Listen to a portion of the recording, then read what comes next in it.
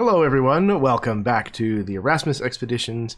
We're here tonight with session 28 of Beneath the Banner's Shadow. This is our 5th edition Dungeons & Dragons campaign set in the world of Rosfiend, particularly in the kingdom of Vykaril. This is kind of Arthurian-themed English and German history kind of mixed in there, as well as plenty of fantasy, of course. So, this is a long-running campaign. We have been playing this for 2.5 years at this point, and I love this group. I love this game. We missed last month, so I'm very excited to be able to hop back into this, and I'm pretty sure that this is going to be a doozy, so hold on to your butts. Speaking of which, if foul language and mature subject matter are things that bother you, then don't watch any game of mine. Ever. Otherwise, I'm not responsible for what might happen to you. But if you like those kinds of things, then welcome. Fly your freak flag high. I'm going to pass things, speaking of freak flags, I'm going to pass things over to my players so that they can introduce themselves, and then we're going to get this started. So we are going to pass first over to Baron. Oh, that's such an ow.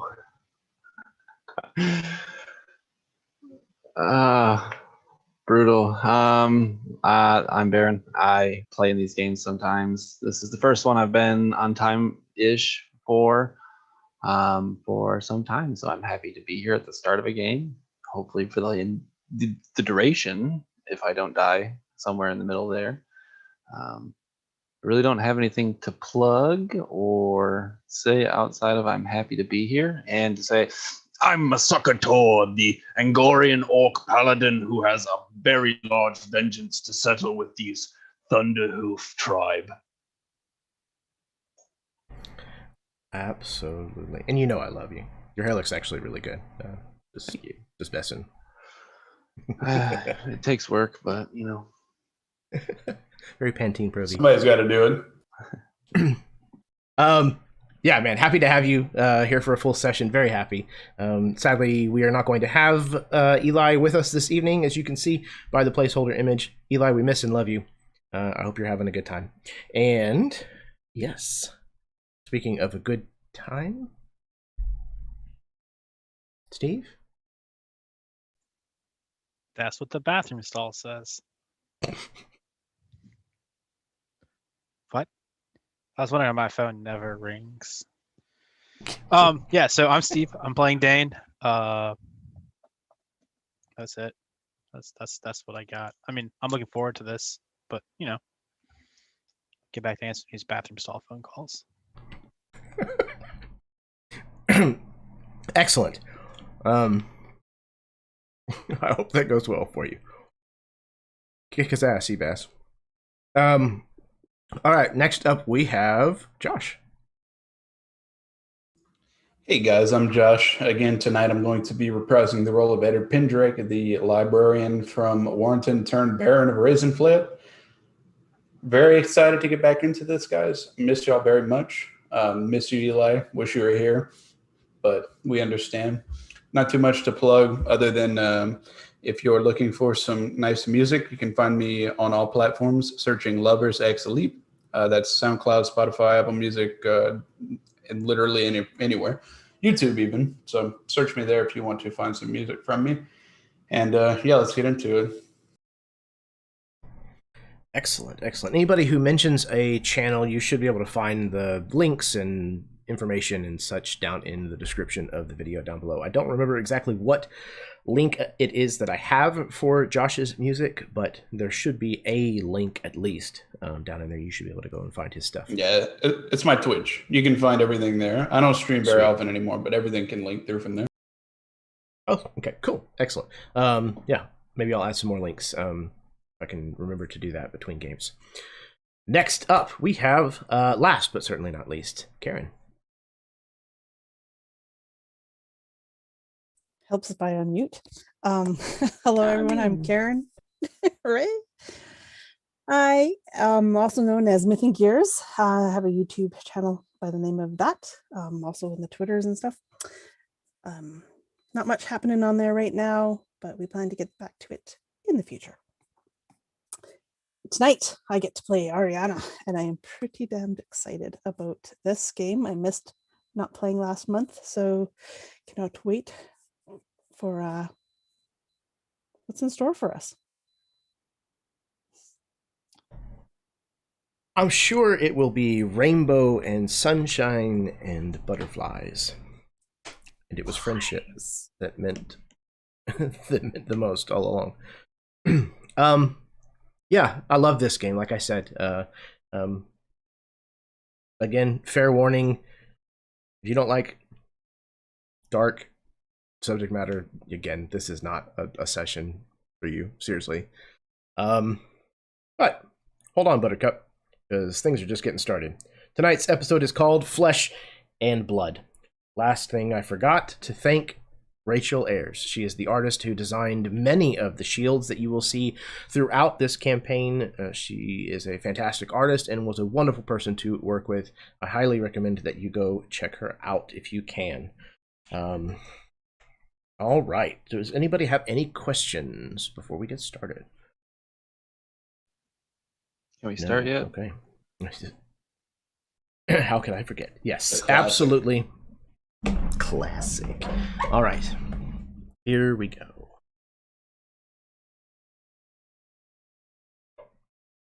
Few things are as sacred as flesh and blood. To give of either is to surrender a part of yourself that is indisputably tied to one's own mortality. The offering is, therefore, inherently divine.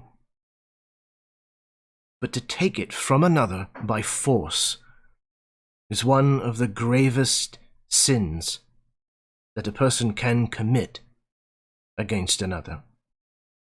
A divine act made blasphemous by the simple detail of which hand holds the knife.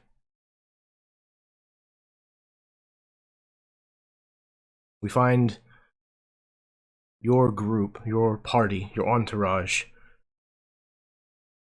still in the refugee-filled streets of Shieldhouses, the capital of the Angor Shire, the holding of the orcs that live here on the eastern borders of Vykaril. All around, the land is burned, ruined, soiled with death and destruction. The city of Shieldhouses itself, the last surviving refuge,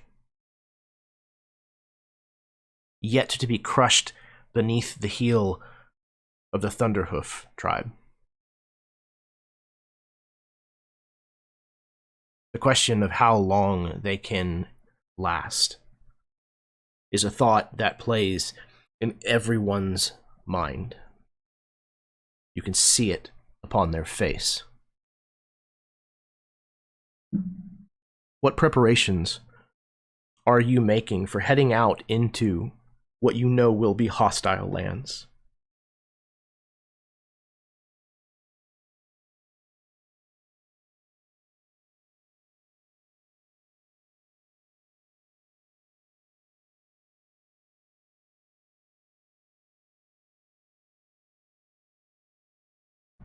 Are you making any preparations?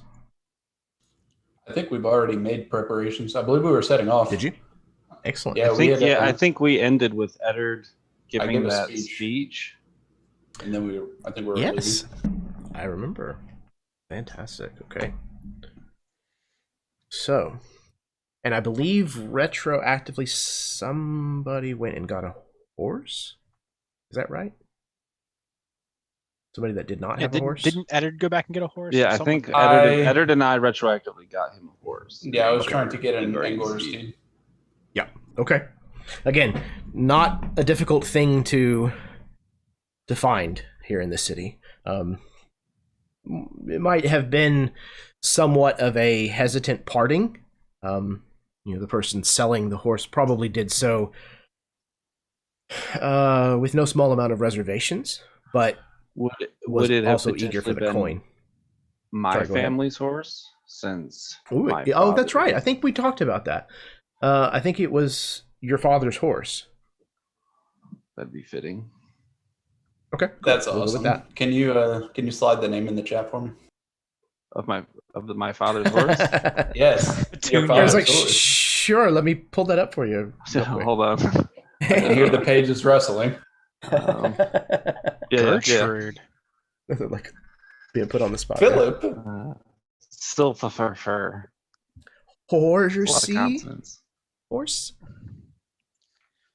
Mr. Ed.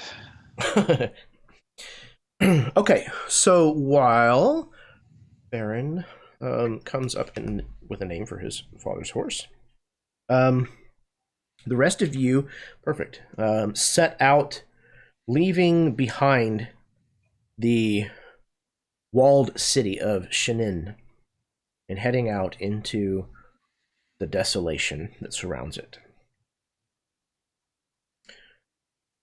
As you are leaving, all of you hear the Angorians of the city chanting, Thraklatador, Thraklatador, Thraklatador, at you over and over again. You know, Tord, that Thraklatador, which translates literally to bring under one rule, really means the uniter.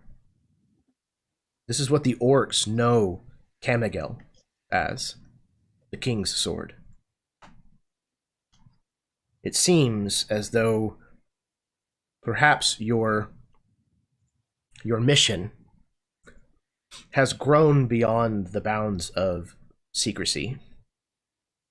It seems to be that a legend is now following you, that many people are aware of. Riding with you is Ash, the emissary of Thorn, the god of war. Her head and hair both aflame, much like the mane of the nightmare that she rides.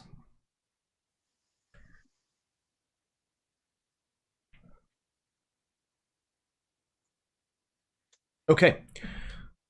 On the first leg of the journey, as you were riding through the scorched planting fields that surround the city of Shenin, what would have been farmland but a few scant weeks ago, is there anything that you're saying or doing as you are making your way further east?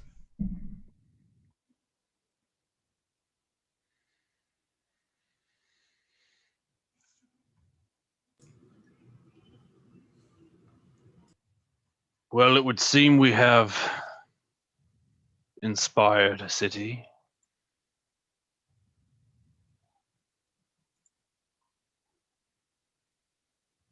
No humble feat, I will say. It's good to give them some sort of reprieve after all they've been through. Well, hopefully we can follow through on our end.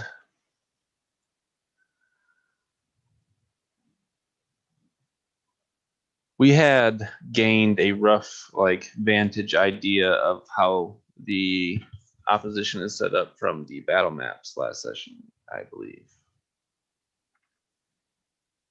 Yeah, you got a pretty good indication as to where you thought the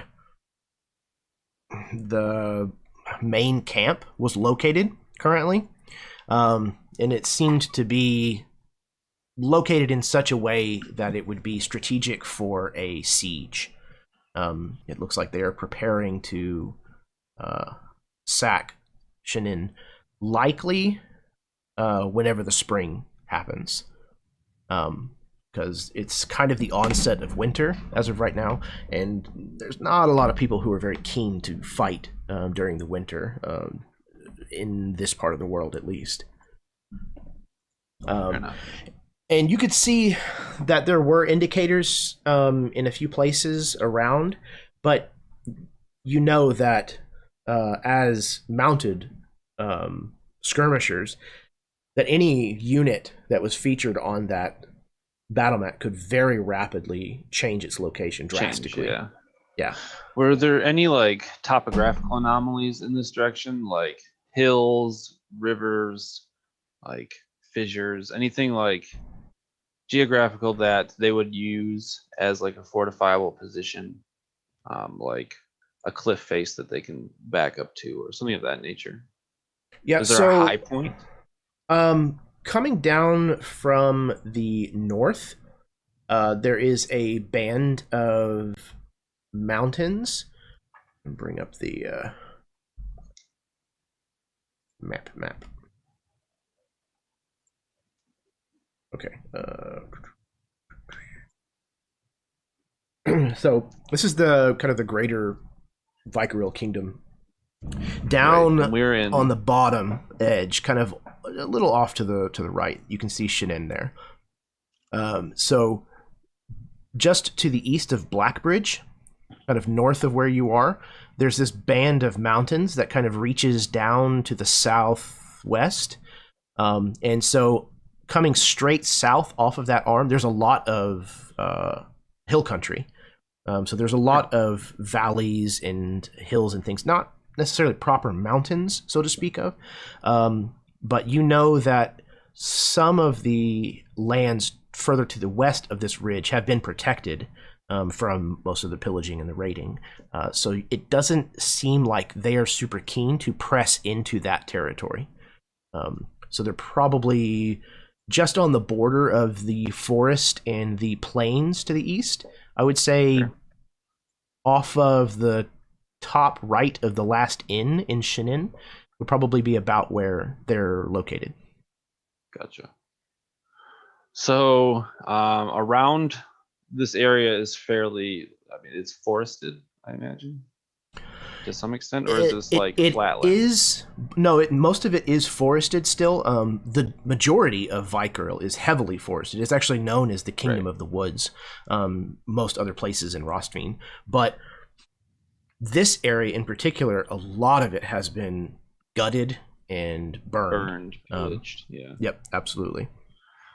I guess I know we plan to ride horses, but looking around, am I seeing like enough remnants or like stump or anything to give like mild cover for someone to hide behind?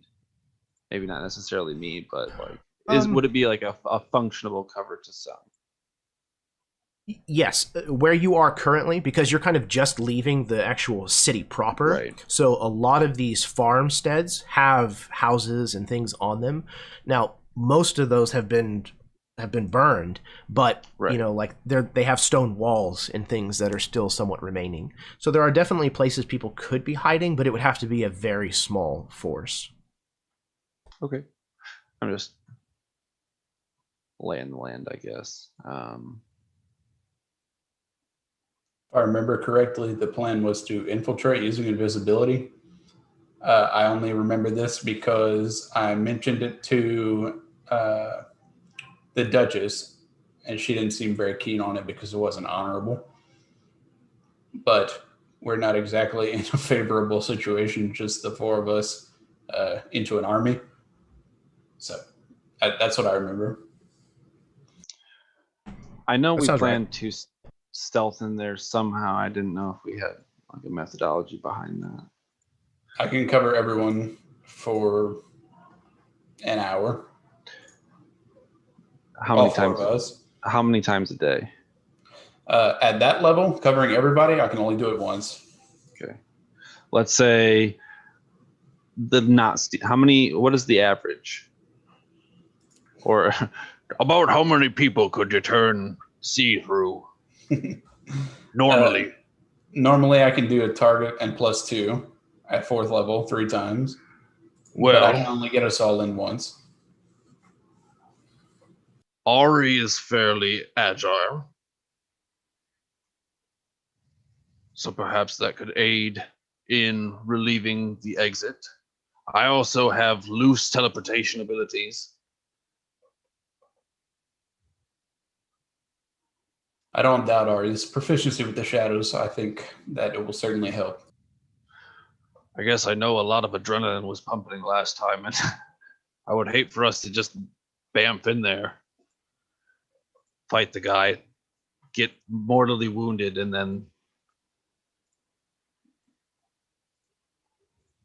You gave a damn good speech, all right? That is the thing. There is a way in, a way out. I don't know that I can promise. Very well. Perhaps we'll have to carve it ourselves. I feel like I should be concerned with that. I think the speech is growing on me as well. Dane, have you seen... Sir Lotno has been in the cart for some time now.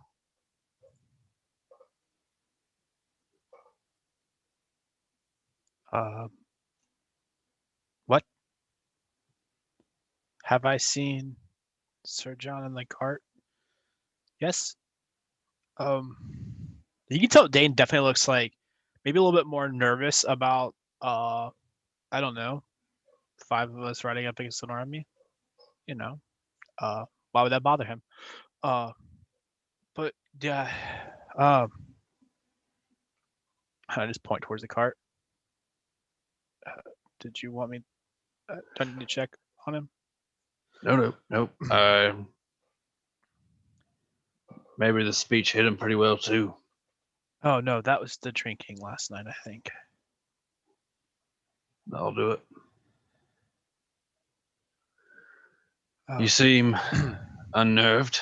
I imagine I can deduce why. I'm okay. I mean,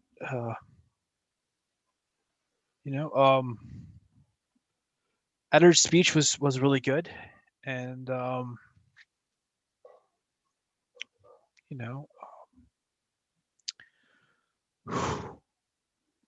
yeah.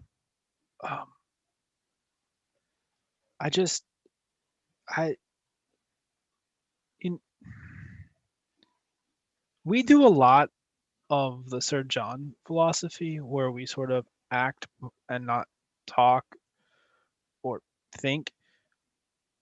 And I'm just maybe this time we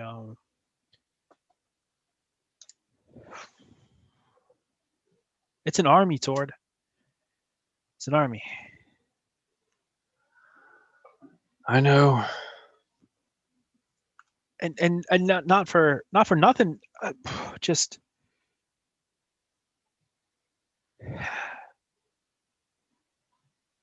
you're one of the strongest fighters that I've seen in everything we've done. And there's a city full of people like you. And villages full of people like you.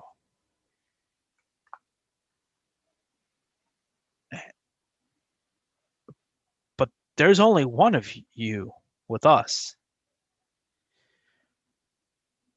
And there's still a lot of them.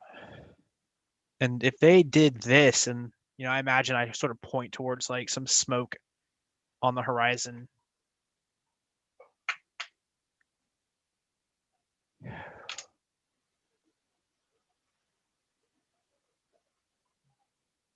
I'm not saying I'm scared.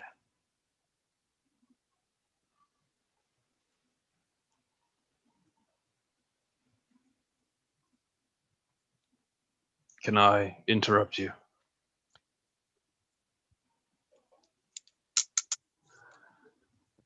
I'll tell you the truth.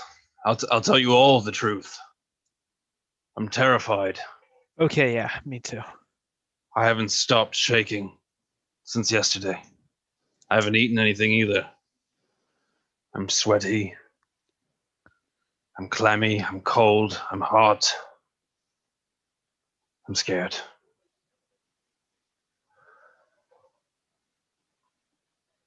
I know this is insane, but I think I've told you already that I have to do this. And I don't necessarily have a plan, because, well, we all know I'm not really good at those. But I know that somewhere this strength is pushing me. And I don't necessarily think I have any choice but to follow it. I'm scared, but that's a really special time because it's the only time that I can be brave. And I'm not going to be afraid anymore. And I understand that sounds like I'm going to get myself killed. And it might. And that's a selfish action. It's incredibly selfish. And I hope I'm not a selfish person to any of you because of this. But I have to do this. I don't even want to, and I have to do it. And somewhere deep down, I think that's because no one else can. I don't even know if I can. But I don't know unless I do it, or I fail. And I know I've said it already, but you have an out if you want to take it. I don't expect you to follow me to your death. Tord, seek solace in the fact that you do not ride alone. I wouldn't let you do this alone if it meant I knew I would die. Think about that.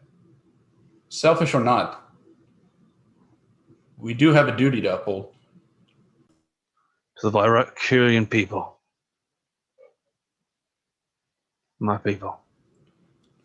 Sometimes the most selfish actions are actually the most selfish. Selfless.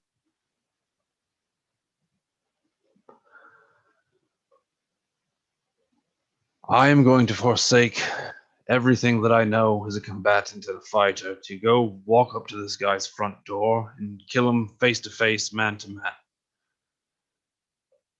I'm going to sneak in there and I'm going to assassinate him or something nasty, and I'm going to make sure he stays dead, and I'm going to kill his witch. And I'm going to rip apart whatever I can in the process. I'm going to get the hell out of there. With a troop like this, I don't think that they'll be able to continue to band together without such a fearful leader. I know it's a gamble. We don't know that for sure. But What do you think holds them together? Fear? Promise of Fear. glory? a liege lord offering them wealth and glory in exchange for their service. At least that's how I would view it. I don't know. Fear.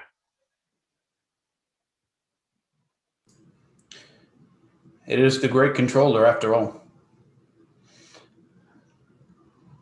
Well, perhaps the legend of the sword of Vykaril will follow us and incite fear in our enemies. Stories can do damage.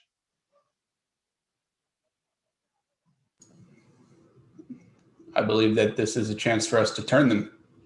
Should we strike down this warlord? Oppressor. I can give a pretty good speech. I can get hit really hard.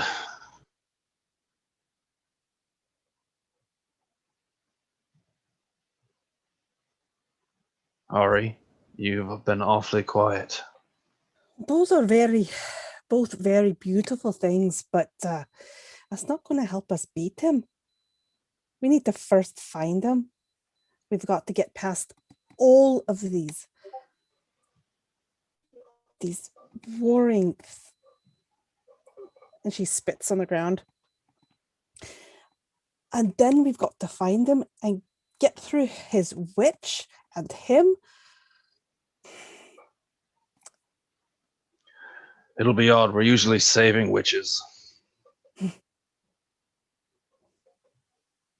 What if it's she that's holding them together? She's got some spell. Who's to say? To be able to affect that many people at once, not an easy feat. She's just got to affect the ones in charge. Bow them to her will. Or scare them. I heard of these schemes on a desert far away, reminiscent of the structures, pyramids.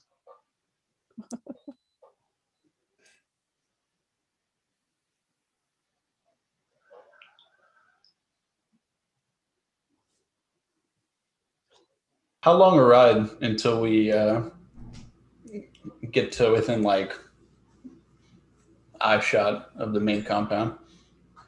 So where you have been told this main camp is, it's probably a 2 to 3 day ride.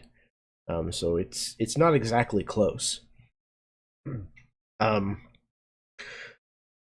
first day is fairly uneventful. You spot a couple of scouts here and there, but are able to easily avoid them well enough, because honestly, a force your size riding out is not what they're looking for.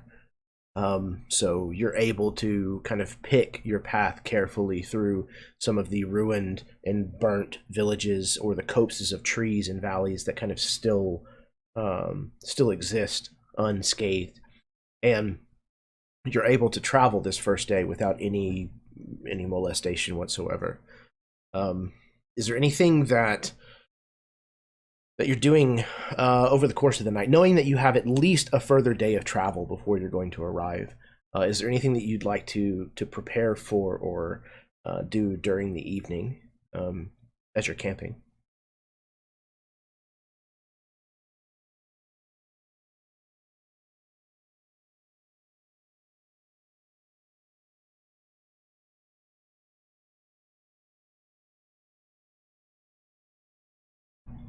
Excellent. S'mores it is. Yes. Oh man. I think that in that evening, like Dane sort of busies himself around the camp, probably cooks, the meal and serves it to everybody, more to occupy time than necessarily, because it needs to be done. Is there any wildlife in the area? There's some small game.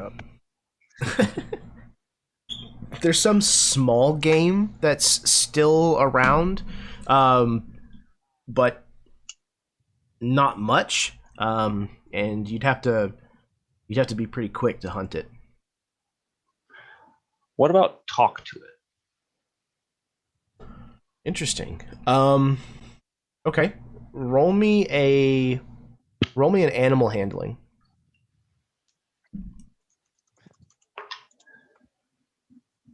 A 12. None of these animals seem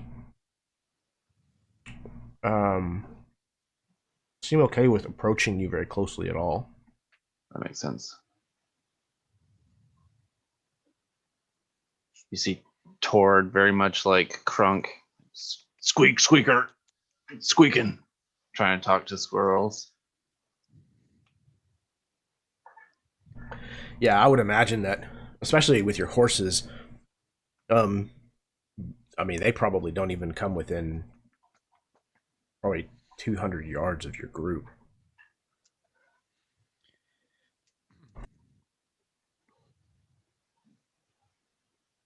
that makes sense. So They definitely seem skittish.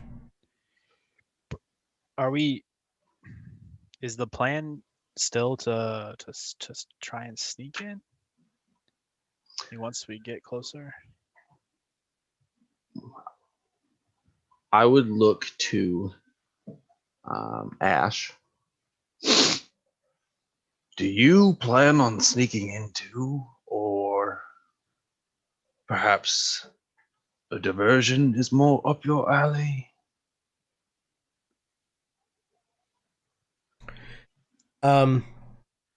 She turns her kind of glowing red eyes, these kind of fiery orbs, kind of in your direction, and she says,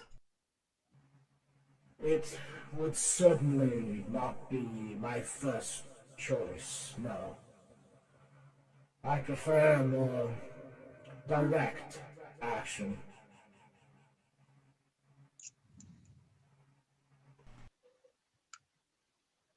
Do we think there's any chance that we can challenge him to? I won't say honorable, but you know,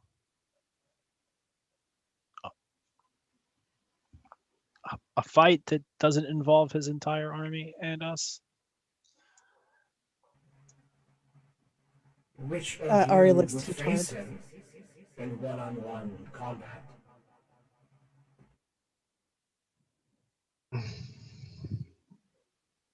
Huh? I mean, it may not look like much, but I think push come to shove, if that's what it came down to, there's not a person in this camp that wouldn't.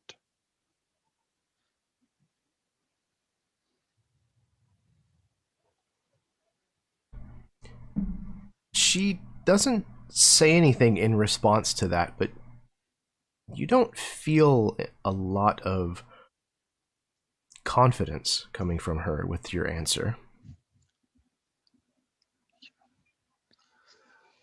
I have a feeling that he is every bit prepared for our means of combat. We could ask him to pair off one-on-one. He could just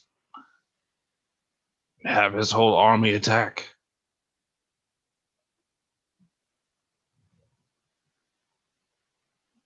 It is a toss of the dice. Even if he does agree to a one-on-one duel, what should happen if he loses? What's stopping the remaining army from attacking us? Is there honor here? Well, there's not much difference between that and slitting his throat. Like, there's still the question of, the rest of his army. Like, the end result's the end result. I just,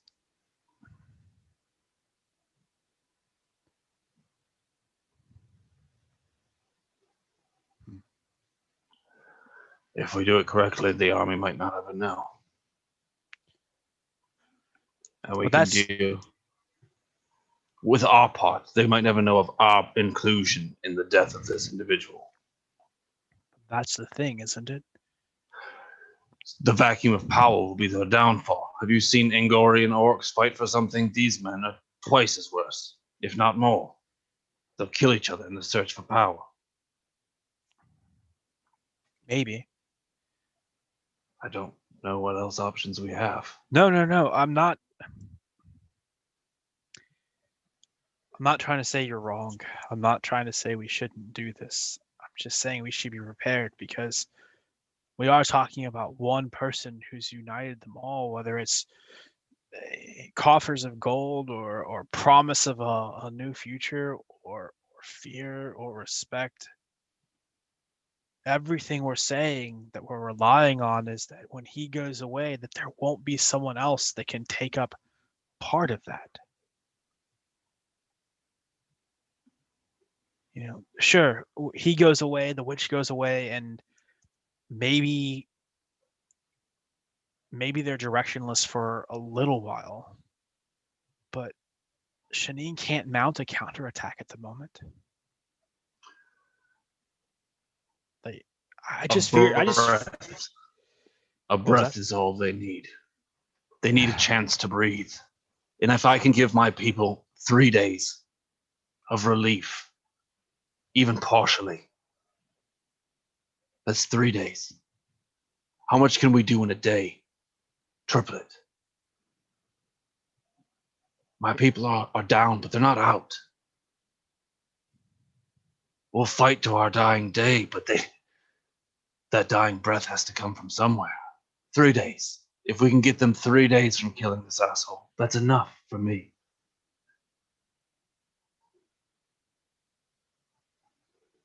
It's a gamble. All of it is. I don't even.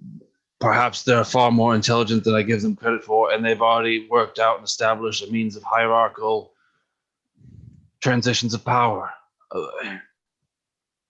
Who's to say that they don't have 3 chieftains conniving behind Daggerface's back to kill him themselves? We could take the time to get intel. We don't have time.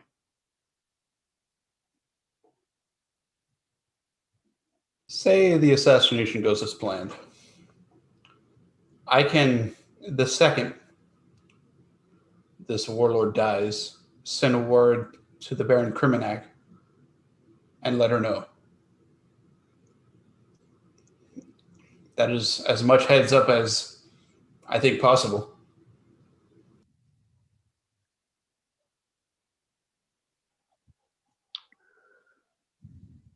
I haven't fought as many fights as you have, Tord. I haven't studied as many battles as Sir John. And I'll be honest, and then most of the books I read, the heroes always win. But I don't imagine that this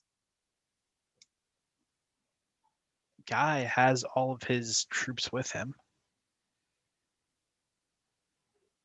And so if he doesn't die in some display that the word spreads, then the orcs there and there, they just keep acting on the same orders they already have.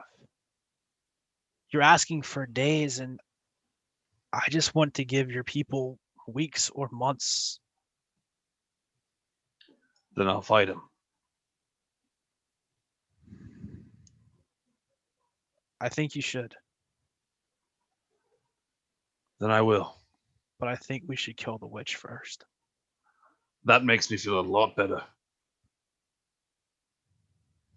Listen, I know I don't talk about her a lot, but my wife was a witch, and they're scary. I almost got eaten by one. You guys were there for that. They're scary. Tord,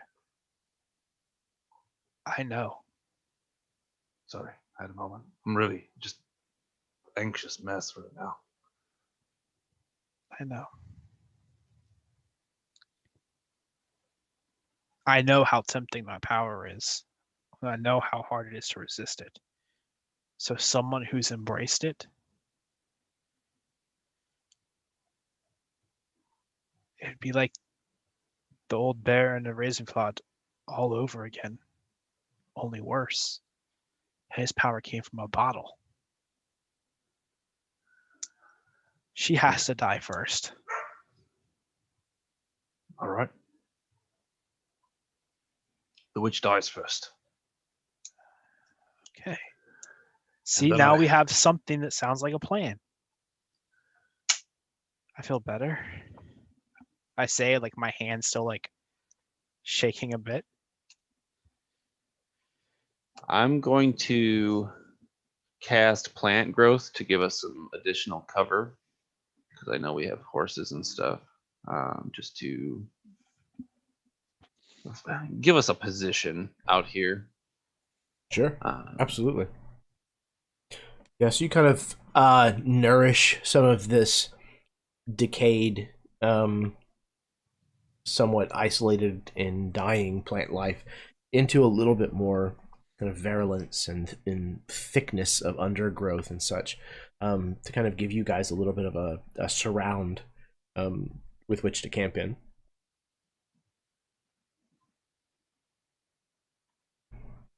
I imagine. At this point, we're assuming we're still a couple days out, right, from getting to. Yes, you're at at least least two? at least another day worth of Okay. travel. Possibly 2.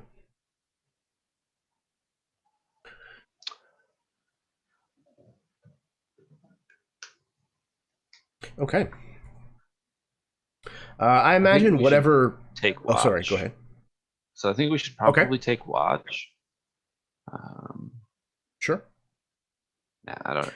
We don't ever talk about that, but I feel like Yeah. it's vital at this moment. In I would fact, agree. the only times we've ever been asked, we tend to have undead horses and things attacking us. So let's be a little preemptive. I'm gonna set a watch. All right. I would. Dane would like to take the last one, closest to morning. Sure. I think I would take the first watch. Kind of spending my time passively casting, plant growth to. We have a bush now, and this is longer grass.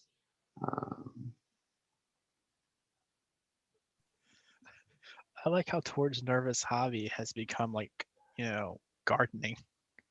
It's not gardening. It's reckless. No control. Or you take the one in the darkest time of night. I'm not taking. Just kidding. I'll take the last remaining one. Nobles. I don't think we should need one, but yeah, and I imagine Sir John will take one as well once the ale has worn off finally. in between mine and Ari's watch, in like passing, like the handing of the torch. You have been quiet, and I respect the silence because it's yours to decide. But I would like to say thank you. And not even wait for a response, just turn to.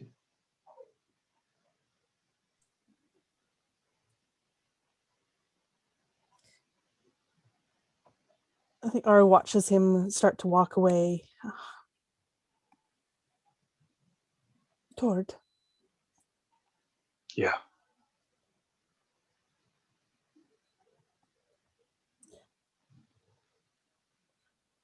I don't know what's ahead of us besides death. But this last few days in Shannon has showed me something that I didn't want to say before. Your people are different.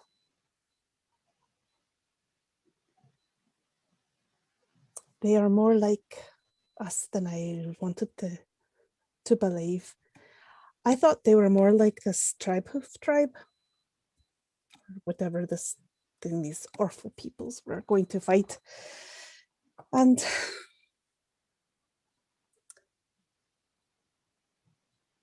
I put you all under the same umbrella.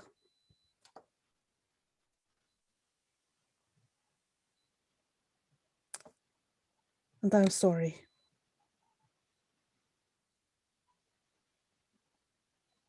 I forgive you.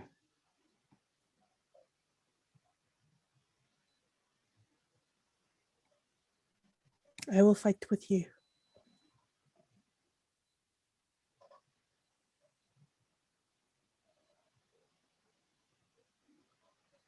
And Tord will lay down her bed.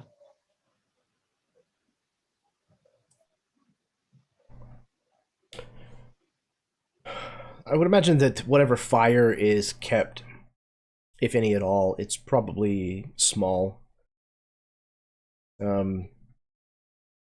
Somewhat maybe even buried, so that way it doesn't give off very much light. It's getting late enough in the year that the nights tend to be very cold. The chill, the dew that sets in over the evening is enough to make you shiver and tremble if you don't have a thick enough blanket. And with the fire being small, it's not large enough to keep the chill away all night long, but it's not cold enough to prevent you from getting sleep. The night passes uneventfully, and you are able to wake the next morning, head back out onto the trail that you now find yourself on. And it is not yet mid-morning when everybody, I need to please make perception checks.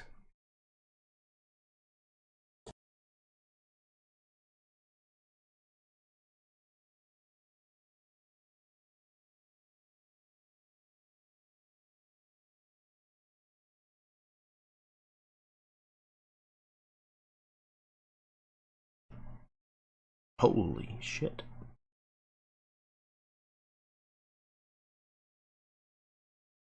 Wow. Okay. So all of you will hear this, but before all of you hear this, Ariana Shial and Dane, the two of you actually feel the ground trembling beneath you. You can tell your horses seem agitated. And then the five of you, hear the sound of hooves galloping in your direction. A great number of them.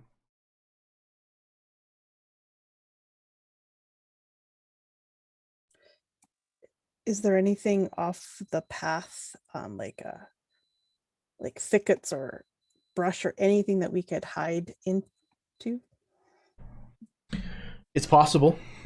Out here, most of that stuff is fairly thinned. So you could attempt it, but you would probably have to spread yourselves out pretty thin in order to do so. Like, you know, one of you would have to like hide behind a tree over here, and several, like dozens of yards away, you know, somebody else would have to be able to hide behind a partial stone wall over there, that kind of thing. I think for sure Ari is going to at least go and try to hide.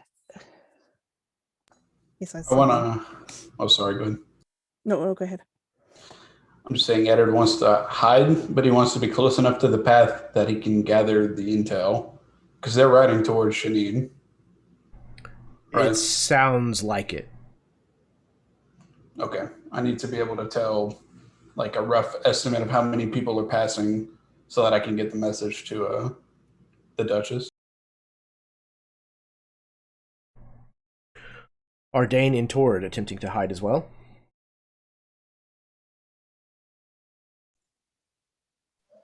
I'm gonna try.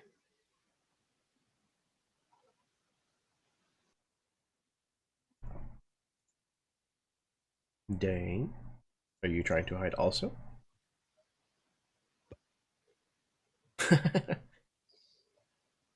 No. No. Hold on. If Dane's not, then I'm not, because I just rolled really bad.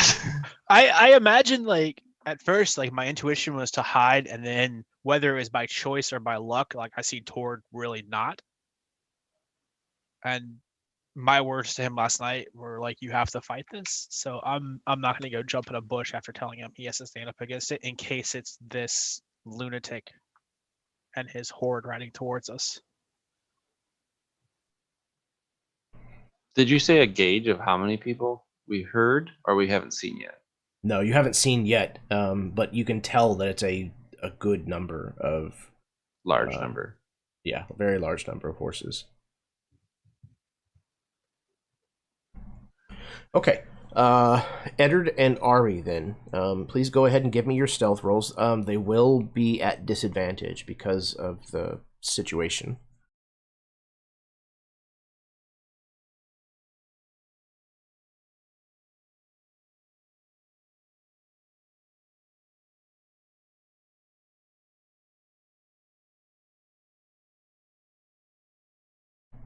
Okay. Both of you find places that you think or hope will be enough to keep you hidden. This host of mounted individuals appears kind of over the next rise, heading further east, if you will. They ride up and over the crest of the hill that's next in front of you, and you can see there's likely almost 200 individuals that are mounted on horses. And as they crest that hill, they start to divide into two flanks, and they begin to move around your position, giving you some berth. They're fanning out. Do they have any obvious heraldry? Roll me perception check.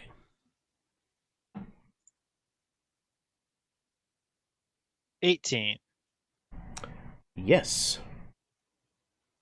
You can see. Anybody else rolling before I describe this, if you want? I will too, I guess. Yeah, at a 14. Okay. 14? Okay. 13. Okay. All right. Let's see here. Oh, I forgot to show you the lovely countryside that you have been riding through.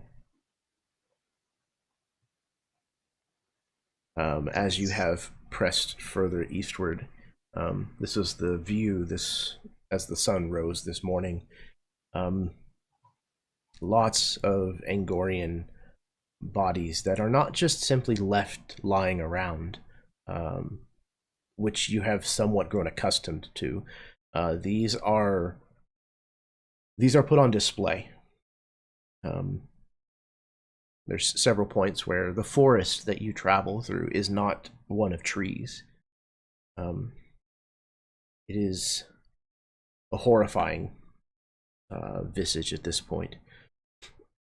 But you ride along, this group is coming over this hill, and the heraldry that you spot, Dane, is a wolf pelt and a wolf skull that seem to be affixed to a shield of House Cremenac.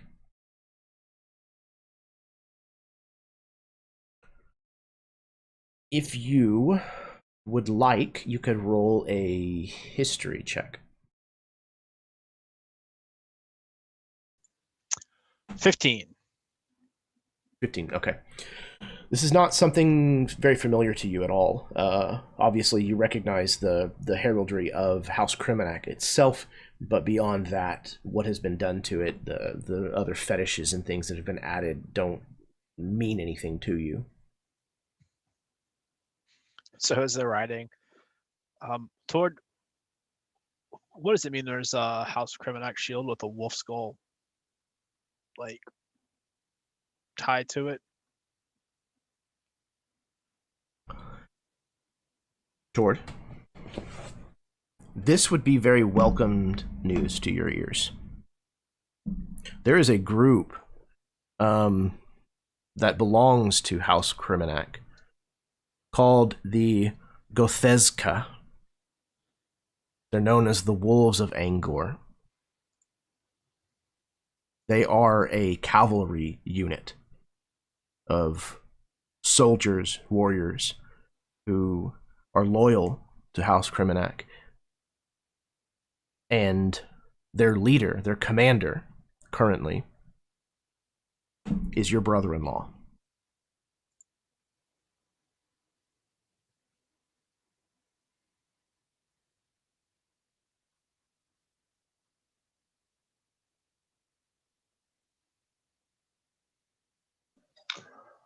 Well, Dane, we are not completely fucked.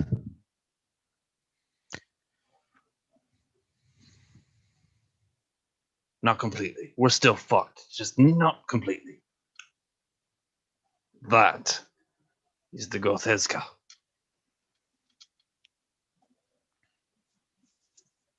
They're with us. Do they know that? Because right now it looks like they're riding around us.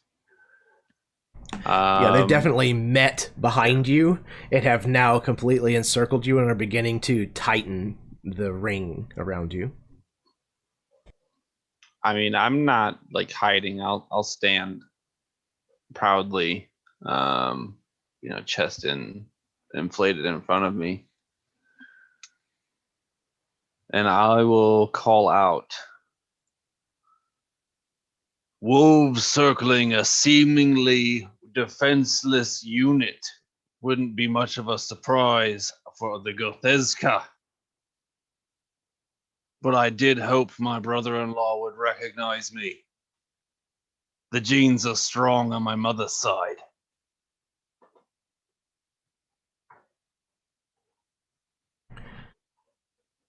As they have gotten close enough now where they can hear you, they have their weapons brandished in your direction. However, there is a voice that rings out. Halt! And a single rider moves forward of the group. On his mount, this enormous, stark black Angorian steed. His armor is incredible, immaculate, even though he's been out in the field for this long. He dismounts and removes his helmet, eyeing you toward. Before you, you see Sir Wongaron Old Krimenak. Not only does he lead the Gothezka, but he is also a prominent knight within House Krimenak, and like I said, the husband of Tonra. Tord? Tord is... is that you? Truly? In the flesh, alive, though I've been better. It seems we all have. How have you come to be here at such a time? Fate pulls us in strange directions. Perhaps it is the will of the old gods. They speak through us even now. I wish their favor afforded us more. He kind of looks around at the ruin of your people's land. However, It would seem... Sorry. it's good to see a friendly face, even if it is one as ugly as yours.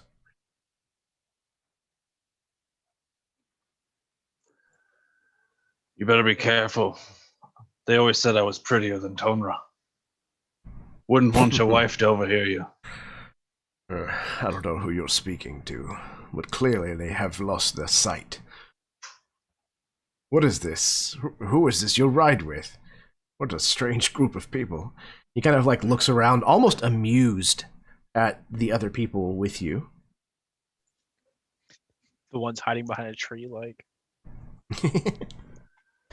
Eddard rides out when he talks about strange. The human on the Angorian steed. These are my friends, my companions. And him there, he is my lord. Lord? Lord Pendrake.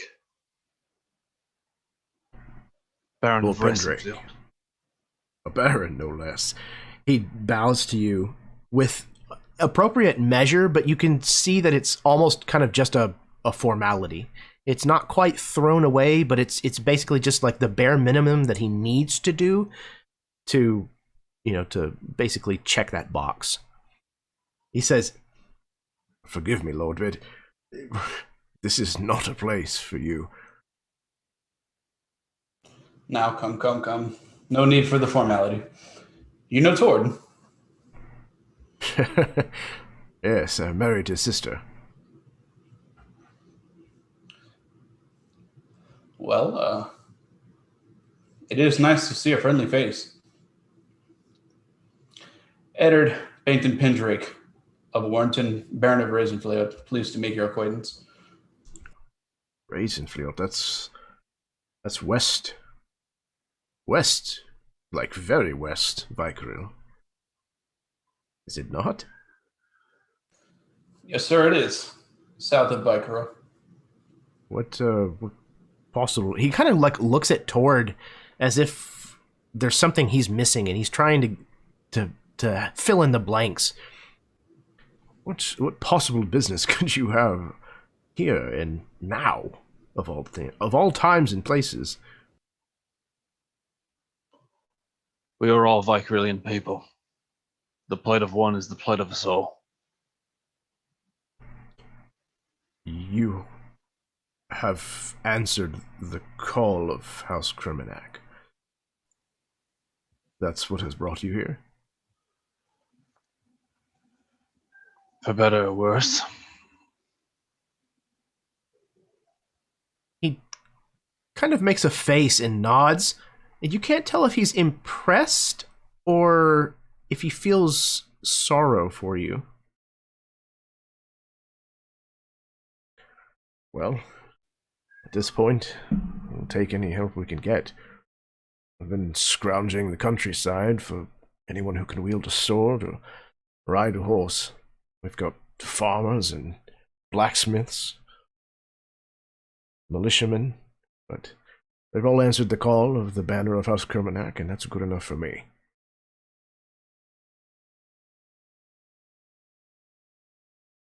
You muted. It's good to see that Angorshire is still full of those loyal to the beliefs that we uphold as knights.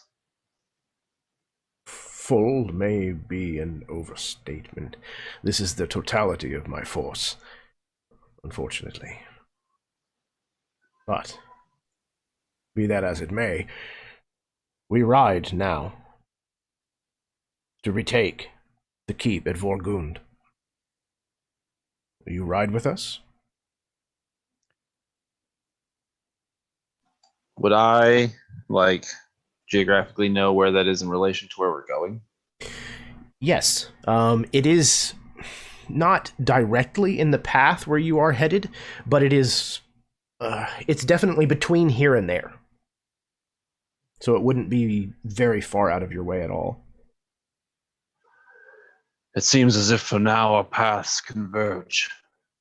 And I feel as though, perhaps, and I'll look to my companions, maybe riding together would provide more safety for the integrity of our mission.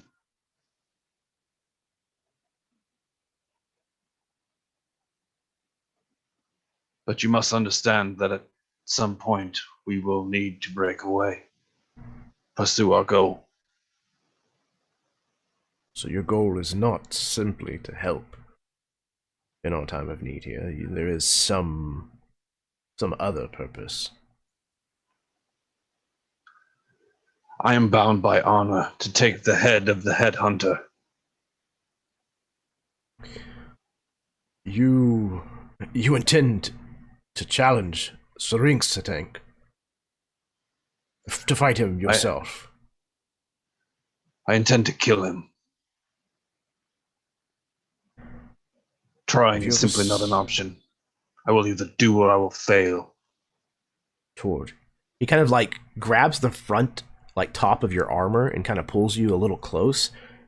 Have you seen this man? No, but I'm sure anything that you're about to tell me won't make my job any easier. I do not wish to tell you not to do what it is that your heart or your head or whatever this is telling you to do, but Tord, the rumors about Satan are true. He stands That over is 15 feet tall.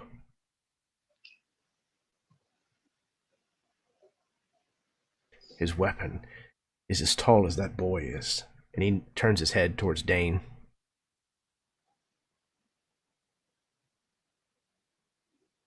Probably weighs as much.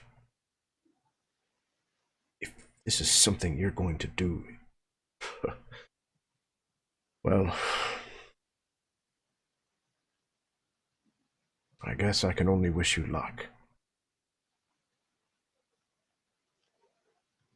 Thank you.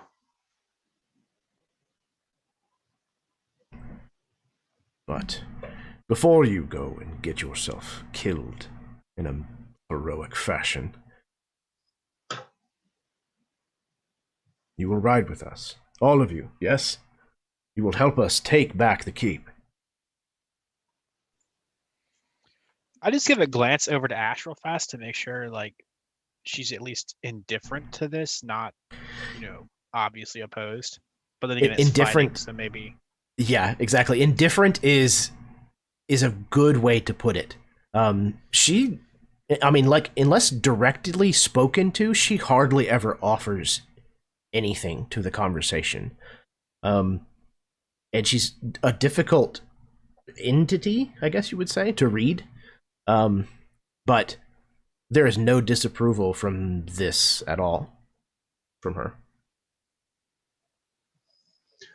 I mean, besides, we ride with the favor of a war god.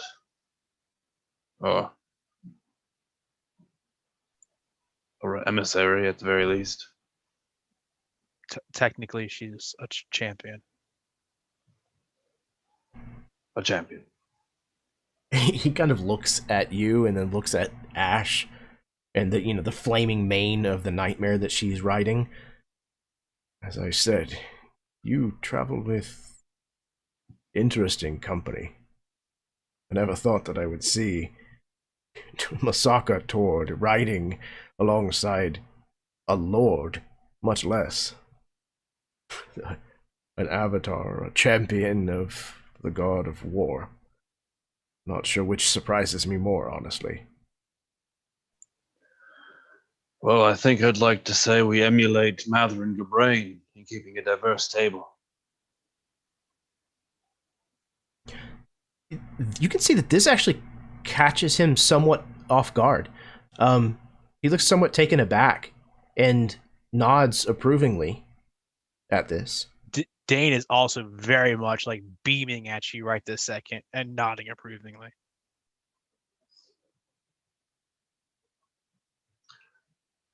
The land was once bound by people of different cultures. That is our strength.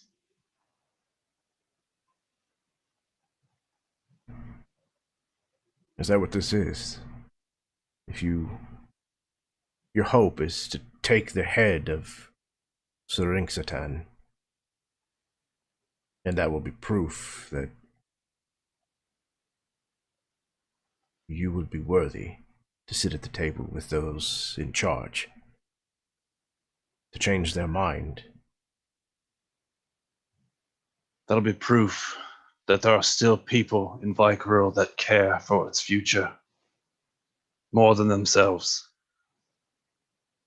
that will fight for it to their dying breath. For all of Vykaril. Every man, woman, and child.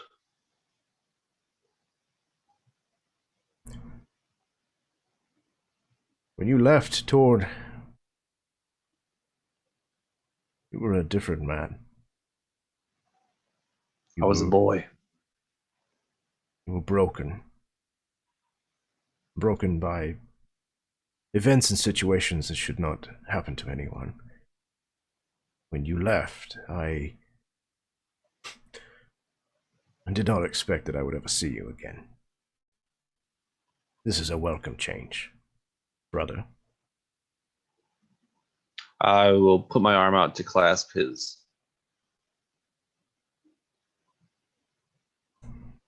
He does so, and then he grabs your shoulder and just nods at you very approvingly. Very well. We ride to take back a symbol of our people, and now he's addressing his entire gathering, this entire group that is gathered around. We head to the Keep of Orgund.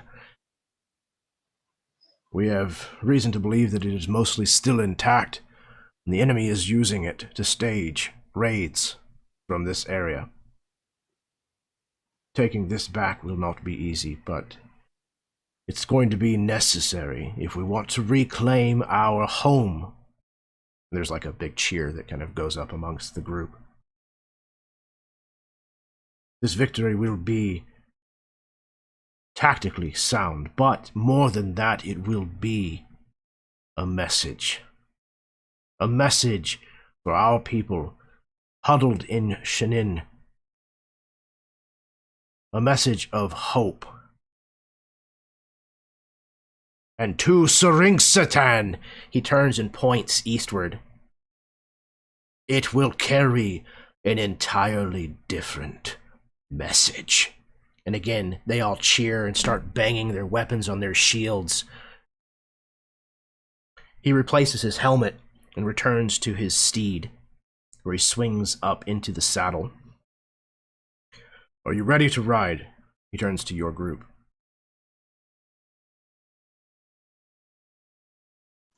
I'm pretty sure we were ready to go as they approached. Yeah, we were mid-travel ourselves. Yeah. So, Excellent. All right. You mount back up, and you turn your steeds to join the thundering hooves of Gothezka, the wolves of Angor. You ride for the rest of that day until you come across an area that has been hit just as hard as the rest of the lands that you have ridden through thus far after leaving Shenin. But this land is different even still. This land looks like it has been altered by magic. You're fairly certain that followers of the new religion would likely equate this to the underworld having opened up in certain places around what remains of this keep. Fissures of red and orange light separate sections of the ground, and acrid steam and smoke rises up out of these fissures. Some of these fissures run right through the middle of buildings, bisecting towns, bisecting the town that surrounds the keep of Vorgund. Everywhere you look here, you can see the signs of conflict. You can see knights in armor scattered everywhere.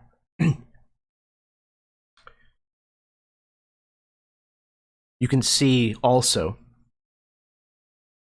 that there is no small amount of Thunderhoof tribe orcs that have stationed themselves here. This is not the camp that you were expecting necessarily. This is not the main camp. You don't think that the warlord is here, but this is a sizable number all the same. The group pulls up into a gully, dismounts, and your brother-in-law, Sir Wongaron, gathers his lieutenants, if you want to call them that, and anybody from your group that wishes to join to discuss what the strategy will be. So as you gather around, knelt over a patch of dirt and ash and mud, he takes an elongated stick and begins to kind of draw the area as best he can.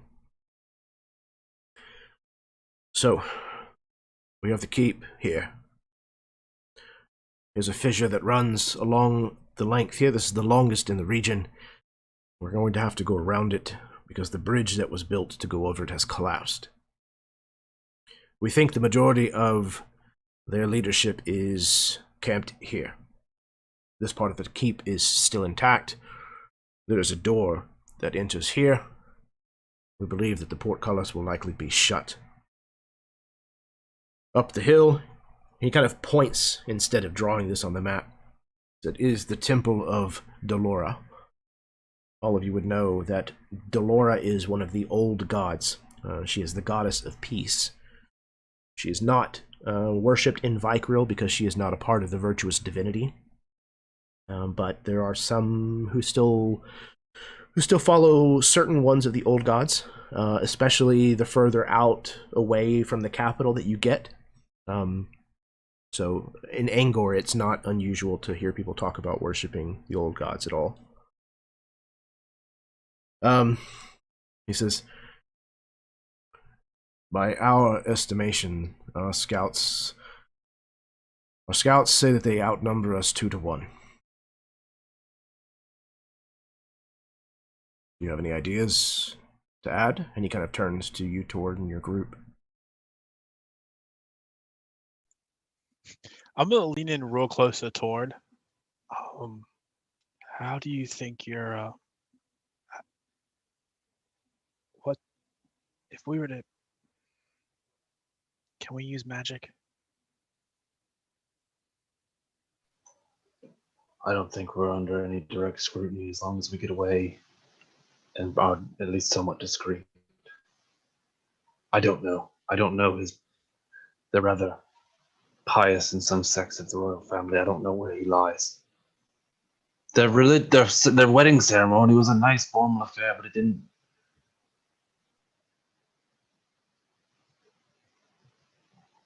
But be careful.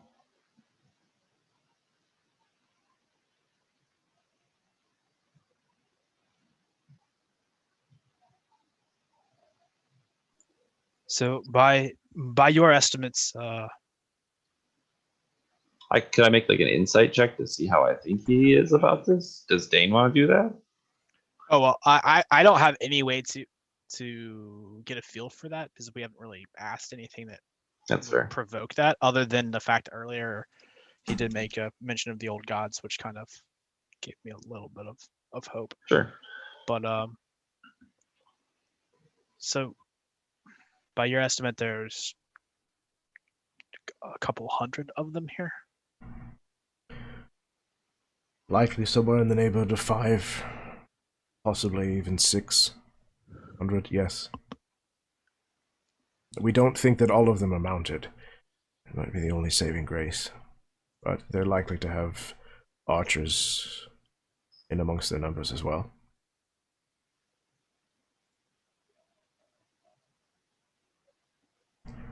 Could possibly even have healers. That's what I would do.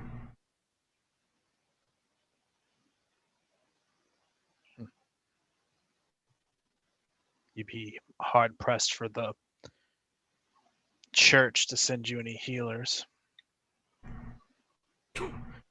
Church. There's no one here to represent the church. There hasn't been for months. Can I make an insight check on his? That's what I was Sure. hoping for too, right? Sure, absolutely. A total of 16. So, not many Angorians hold the Church of the Virtuous Divinity in very high regard. There is one that was established in Shenin, a temple, a church to the virtuous divinity, but it was, again, kind of a... I lost the term that I was thinking, but basically like a token representation. It was established here basically just because this is technically part of Vykaril, and there were people who were stationed here as kind of missionaries, but it never took hold or root the same way that it did other places. Well, let's speak hypothetically for a moment and say we had the capabilities of these powerful magi. What would you do then? You have magic. I didn't say that. I do. Come on, Tord, you can at least be straightforward with him. He Some kind of of us looks at traveling you. among have the Yeah. capacity for the magic. Okay. He kind of looks at the both of you, Dane first, and then to Eddard. So that's why a lord is out here in the mud and squalor. No, that's not why. Just makes it easier. Simple reason is where Tord goes, I go. He would give his life for me, and I would give my life for him. That's a rare trait. Especially amongst your class, if you don't mind me saying so, Lord. No, I am not an ordinary lord by any stretch. I suppose not. I suppose none of you is ordinary. He kind of looks again at Dane. You have magics. You have powerful magics. The spells I've seen, fireball, lightning bolt, these things that can level battlefields worth of enemies.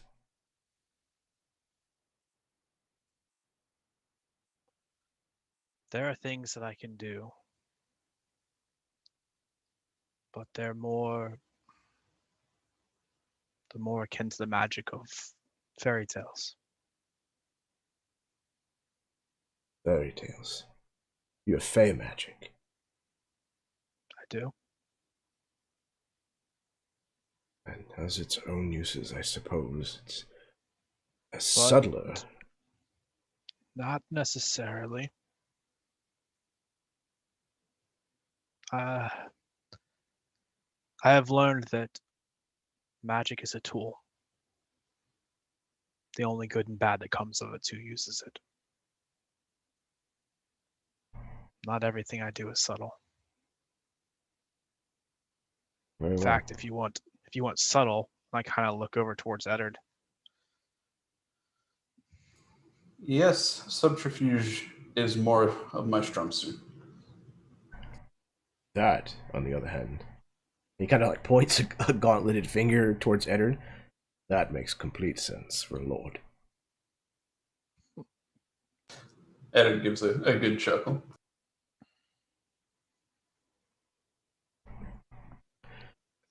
I think between Eddard, Lord Pendrake, are we using titles? Whatever. I think between the two of us, we can take care of most of the archers.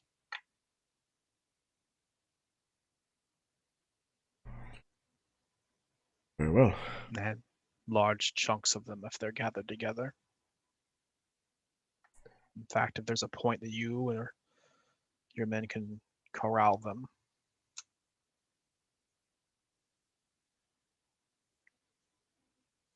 Well, if my understanding of the battlefield is correct, the only places where it really makes any sense for the archers to take up would be here, and he kind of indicates one spot that's kind of like a natural rise in the land, and here. This partial wall is still standing. It has a rampart along it. It gives them some height, some advantage. I think that they should gravitate towards these two places.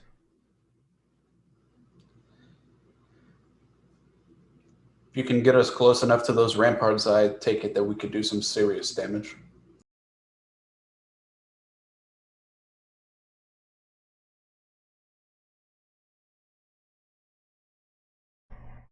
Excellent.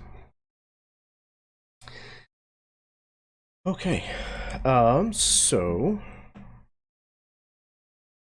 you lay out a bit of a plan as to how you're going to conduct this attack. You think with the changes that have happened to the geography around this keep and the little amount of the keep that actually is remaining standing, you think that it could balance the scales a bit in regards to the advantages that they are granted from the numbers. So, this is what I would like to do. The following battle is going to be mostly carried out through mounted combat. So each of you, if you would, please, describe a portion of this combat, just narratively. What is something that we see that happens through the course of this battle? And show us your characters being the heroes that they are, being the sword of Vykaril.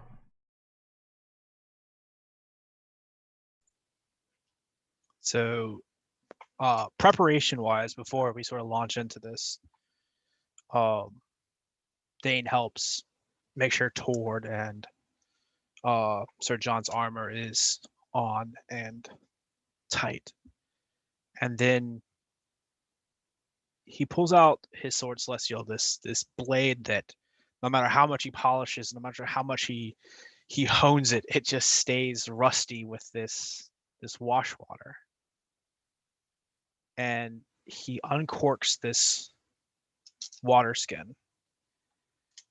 And as he pours it across, it has the smell of pond reeds and perfume. Probably the smell that you probably smelt it when you were in his home. It's a scent that's familiar to his mother. Apparently also his grandmother. Like, he never put the two and two together. But also it has that slight smell of like soap. And he's going to wash the blade in it, and the blade is actually going to, the rust will go away.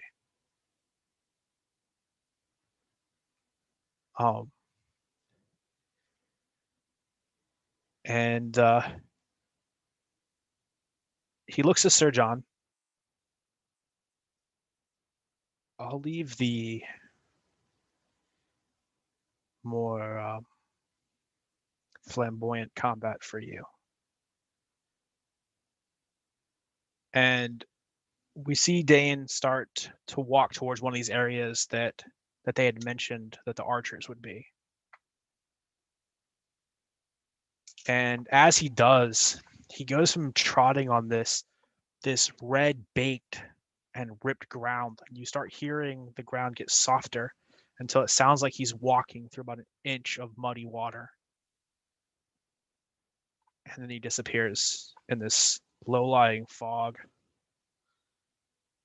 A darkness envelops the area of archers. And there is, I imagine, much panic screaming that happens in Angorian, as Dane can see in magical darkness. I don't imagine these archers can.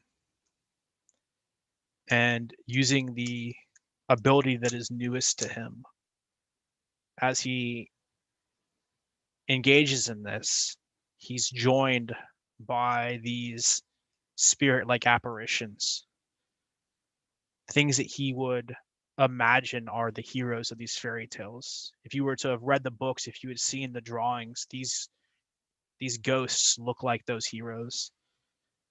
You might see other, old shield bearers, and maybe even some characters that Dane's not familiar with that would be Angorian heroes from fairy tales, and they fight alongside him. And that's using the spell Spirit Shroud. And when the darkness drops, Dane is standing in the middle of this carnage, but sort of shoulder to shoulder with these heroes from stories and eras bygone.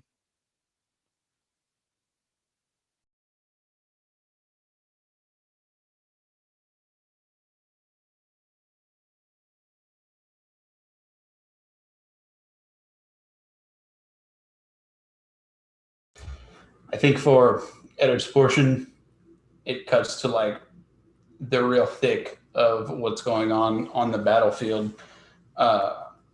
Eddard is like riding low on his steed among the newly recruited companions.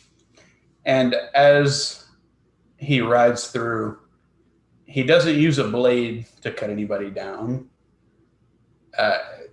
It's probably like kind of shocking, among all these Angorians pulling out swords and slashing and all this stuff.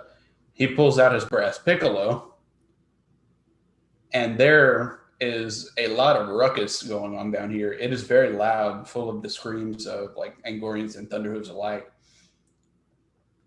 But for like several yards away, every now and then you can just hear, and it just pierces through the screams, and you see mounted riders like falling away from their steeds onto the ground, holding their ears.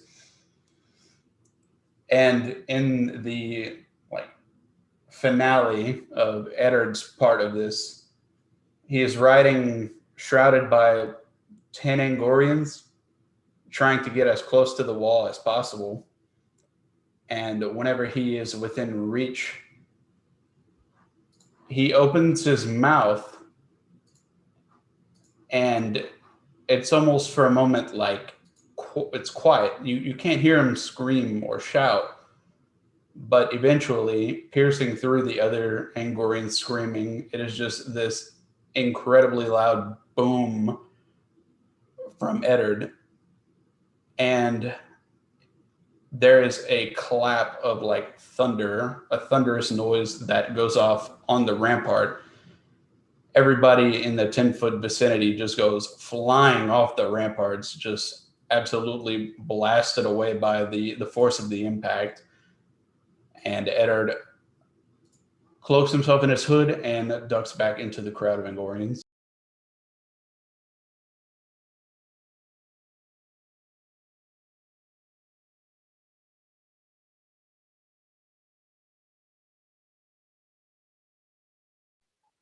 Ari, you should go because you haven't said very much. So I picture that at one point there's like maybe a much taller tower rampart where there's some archers, like half a dozen or whatever, that are fighting from there, but they're shooting down like flamed arrows into our troops below. And what we see this like shadow of a quick moving shadow, really, that flits in and around the battlefield, striking quickly when somebody's in their way. And they're rapidly approaching this tower, and with no hesitation whatsoever, the figure runs up the wall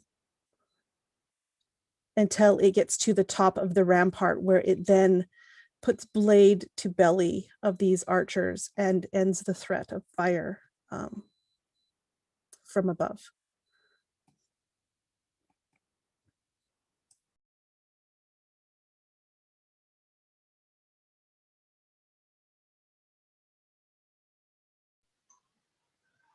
Riding with my brother. Actually, no. I'm going to backtrack.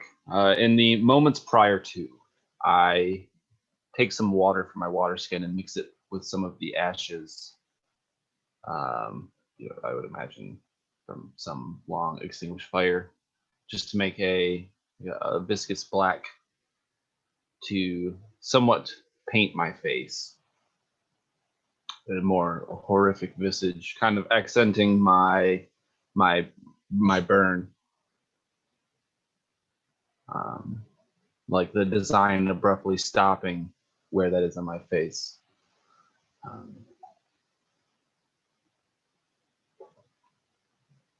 We ride together, my regiment kind of breaking apart from his as we neared the main gate.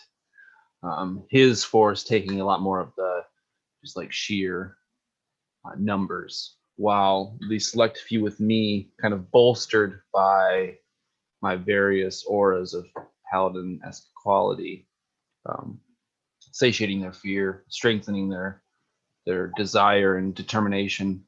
We push through and we come around a side, kind of dealing a more devastating blow than anticipated, kind of getting behind this force guarding the gate. And I know that we have to get beyond the gate. We have to siege the fort, but the portcullis is closed and I'm on the wrong side. I gather my battalion in a almost phalanx formation, and I begin to ride in the center, kind of using my comrades as a means of standing up. And as we ride close, they ride with me, and the sharp turn, my horse slams into the rider adjacent to me, and it launches me upward. I use the momentum to cast Misty Step to push me the last remaining distance to the top of the portcullis, where I see the chains holding in place, drawing the incredibly sharp sword forged of alloys forgotten. I swing in an attempt to cut the chain that barred the gate. And in doing so, I believe probably inciting the wrath of whomever leads the forces here.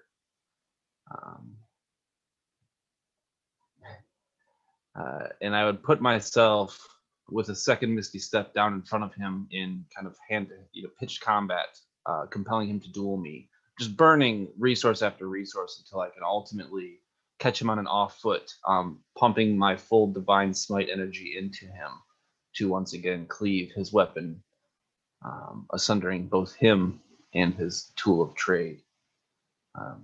Hopefully in front of my brother-in-law.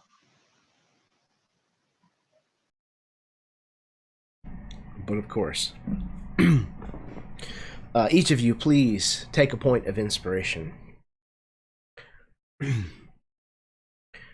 The battle continues with the members of the Thunderhoof tribe mounted on both warg and horse alike.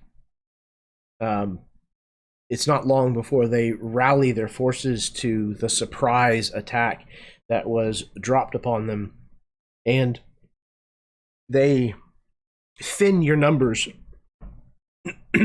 by a fair amount, but not without losing many of their own in the process. At the top of the peak of this battle, just as the tide is beginning to turn, everyone, if you would please roll me a perception check.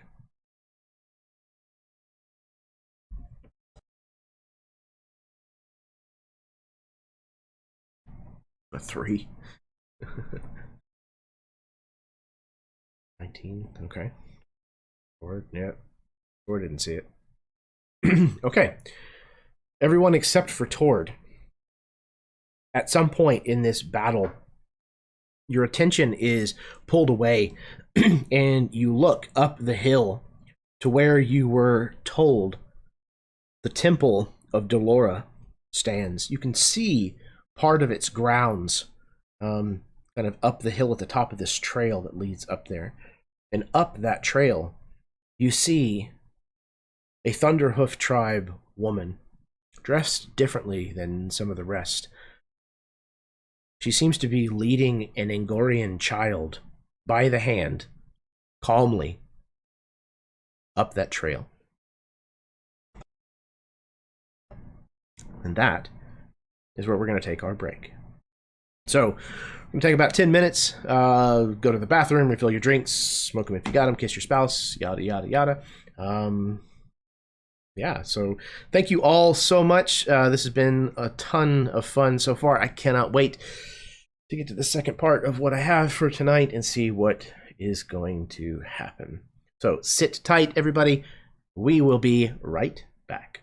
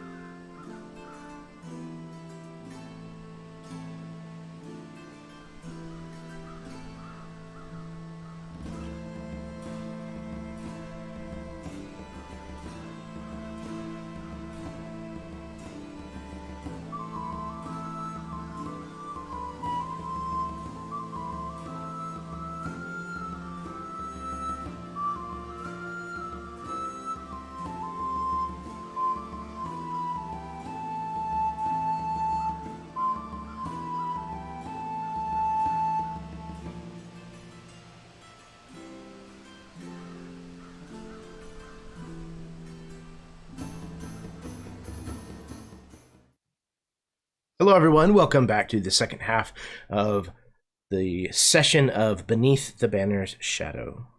This evening is session number 28, titled Flesh and Blood. We are joining these heroes as they ride eastward out on the hunt for Syrinx Satan, the headhunter, the Khan of the Thunderhoof tribe. They have been making their way through the war-torn regions of the Angor Shire and have now joined sides with, or not sides, but joined the forces of the Gothezka, the Wolves of Angor, this remnant of ragtag cavalry members who have been pieced together under the leadership of Tord's brother-in-law, Sir Wongeron od Krimenak.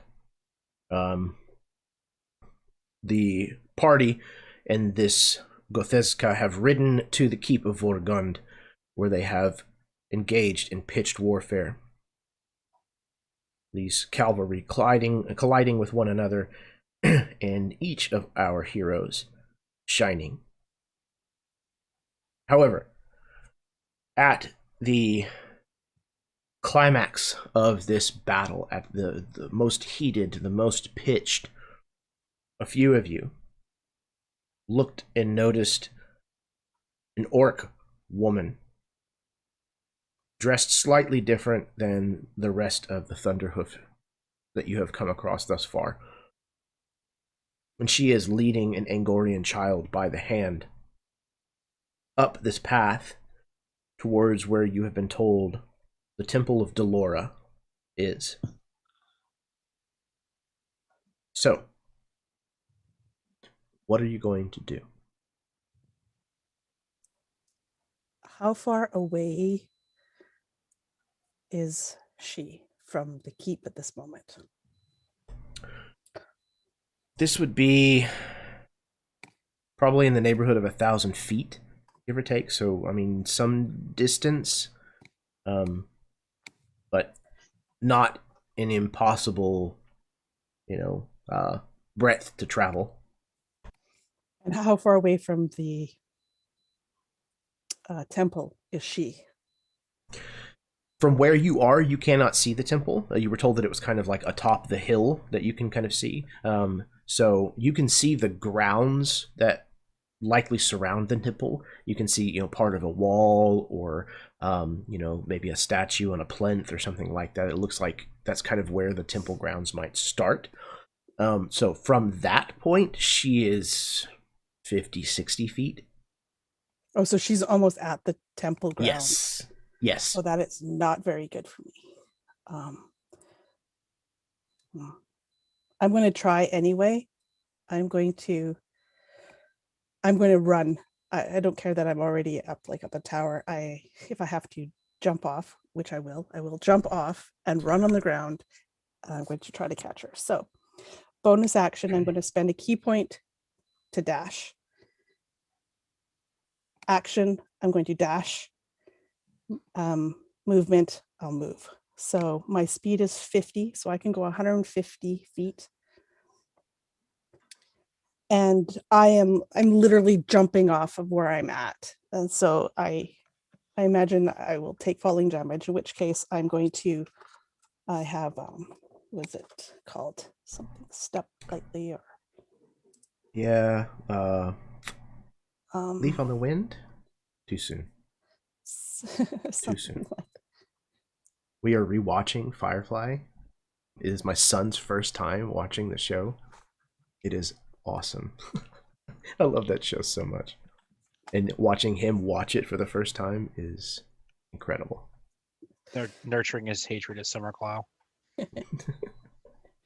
it's just slow fall. So slow fall, basically, that's what it's called. Yeah, so we're doing some Moon Elf shenanigans here. We're basically just full tilt, anime speed, arms back, running.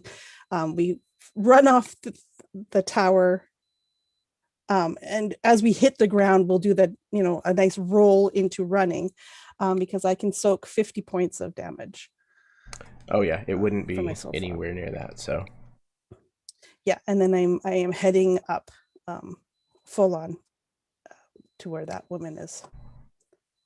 So okay, you said you can cover 150 feet. yeah. Okay, so we'll just say that it was 1,000 feet. So you're still some distance away, but you are doing everything you can to get there with ultimate haste. The rest of you, even if you didn't see this orc woman leading this child away, you see Ari streaking across the battlefield like a lightning bolt herself, in a very determined direction.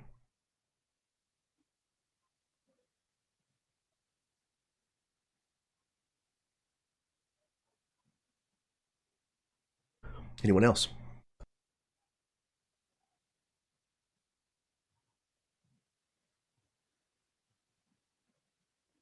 So it's 1,000 feet in a straight line, or 1,000 feet worth of having to get there. 1,000 feet as the crow flies.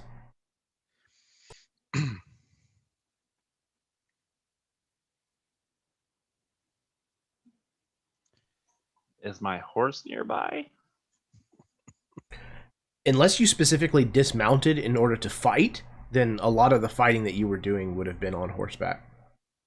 Well, I did say that I like. You threw left off myself of it, off yeah. the horse. But I'll leave it up to you. You tell me. I mean, I'll whistle, call my horse, and I'll move you that have- direction.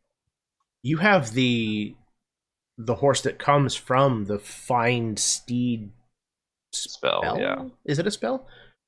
Yeah. So yeah, I would imagine that he's probably, even if he is far away, I imagine it's like a video Pretty game sure. almost, you know, like Yeah.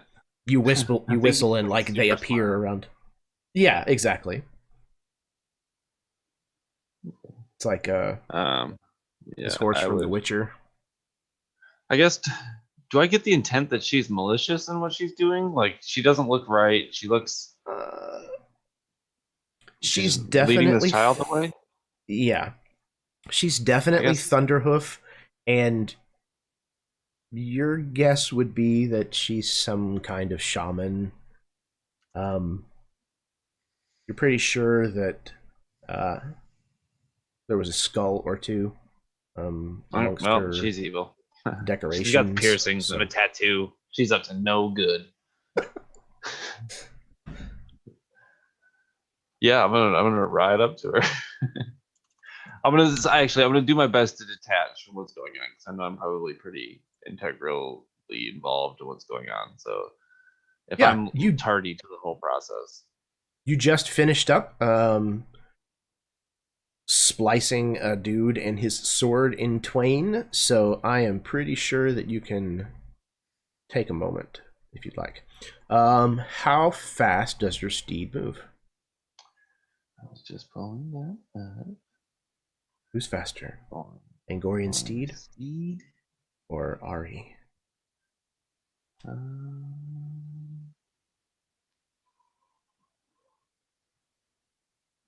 All right, so excuse me, because I'm horribly unprepared. It's just a war horse. Oh no, you're speed. good. Is it a normal horse? It's war horse or whatever?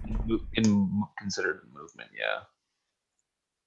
Okay, I think they have those in the back of the player's handbook. I believe it's a war horse. Yeah. Riding horse. War horse. 60 foot. So. Like move 60 feet. With a dash 120? Yep, so you can move a total of 120. So Karen was correct. She is a little bit faster. About 30 feet out in front of you. But you are catching up to Ari. Again, kind of like bearing down on in the saddle of this mystical steed that you ride, heading towards the temple of Delora. Eddard, Dane, either of you? I think that I'm going to stay and pretty much act like artillery for the for the Angorian forces down here on the ground. Okay, absolutely.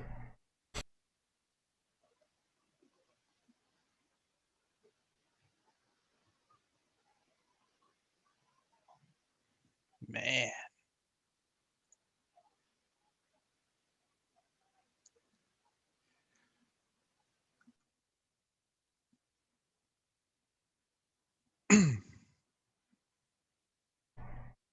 Was it too Just trying to hard of figure a out question? the best.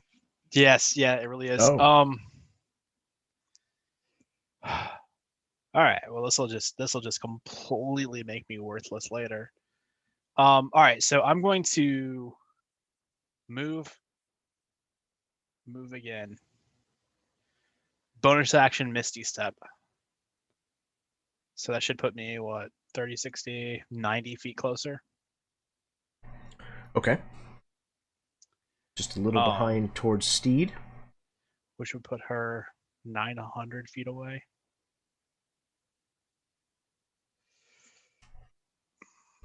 Yep. All right. Well, it can't possibly hit. But I think for the first time ever, so Dane's running. He's got Celestial in his hand. And then as he reaches forward, like Celestial morphs into a bow. A longbow, and Dane is drawn back and will shoot, but max range is 630 feet, so it'll come in well behind her. But then I will keep moving next round. Okay. You all continue chasing. She will disappear from sight before any of you are going to be able to close.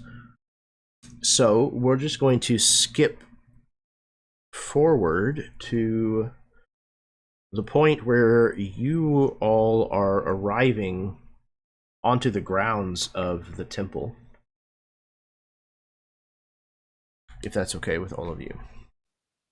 I would have grabbed Dane onto my horse. Okay, or something absolutely. like that. Sure.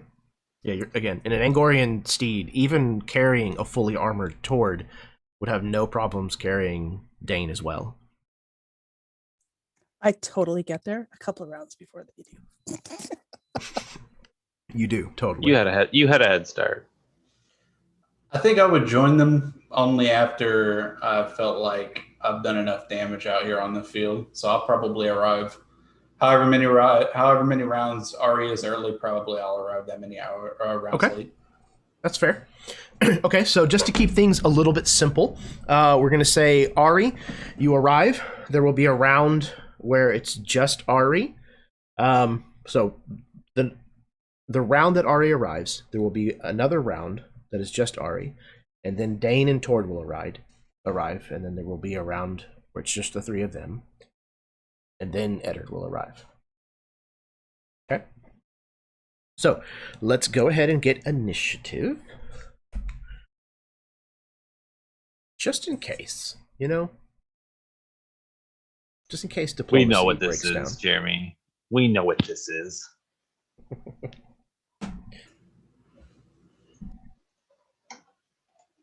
Right, Eddard. 23. Ari with a 16.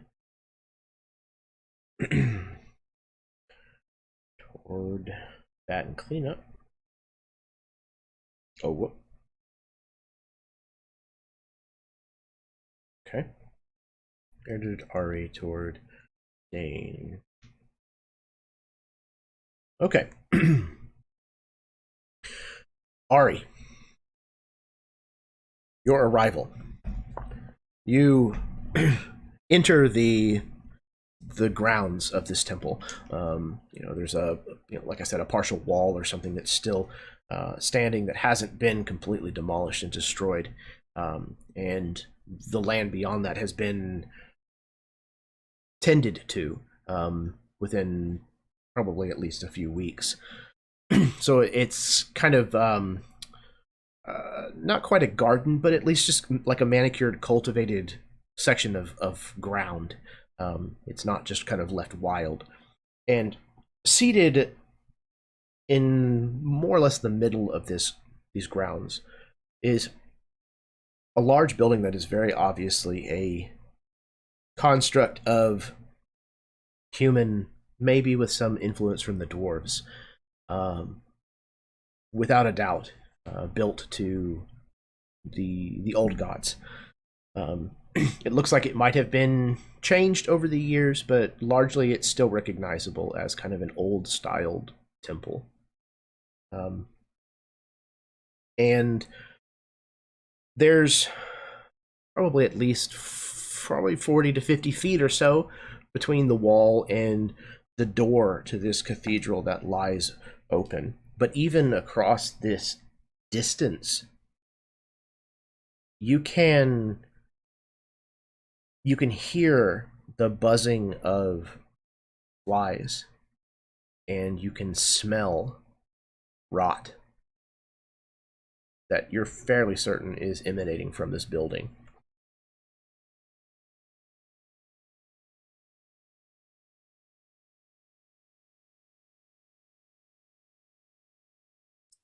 And they're nowhere to be seen on the grounds as I enter, like, yeah. They are not. Okay, so we are going to... How big does the building look like? Does it look like it's like a 60-foot-ish building, or is it like hundreds of feet? No. It's closer to 60-ish. I would say, hang on a second. Let me check something. Obviously, the exterior dimensions are going to be a little bit larger, but I would say it's probably in the neighborhood of about 100 feet long, give or take, and probably about 50 or 60 feet wide. So not a huge building by any stretch of the imagination, but certainly a sizable one.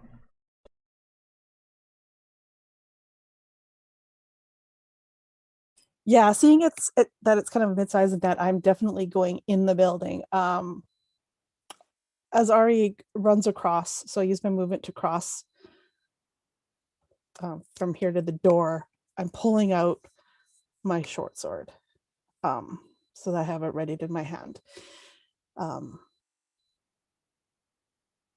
As I get close to the door, can I see inside?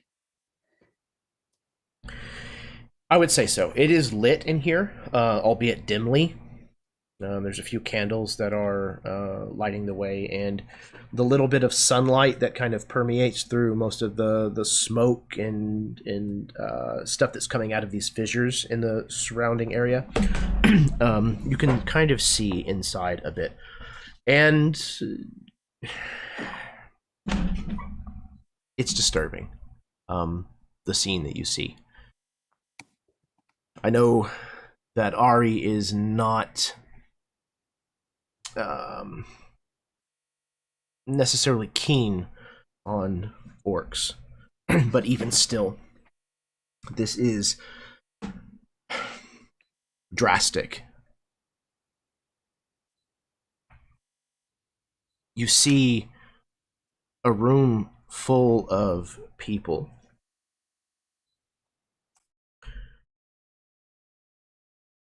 All of them appear to be Angorian common folk that have been forcibly bent into a bastardized form of prayer, shackled in place. Their veins appear to have been opened, and the blood pours down their forearms and hands, collecting in pools at their knees before running in grooves that have been carved into the floor here, and unnaturally flowing towards the altar at the head of the room. They do not seem like they're alive, but they don't seem like they're fully dead either. The blood still seems to flow from their veins, though it is thick and dark. The child, alone, stands in the aisle in the middle of this cathedral, just staring.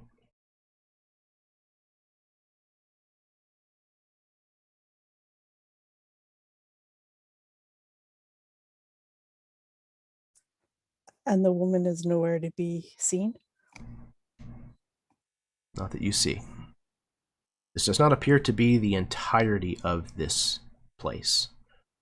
There is a door off of this room, kind of towards the back near the altar.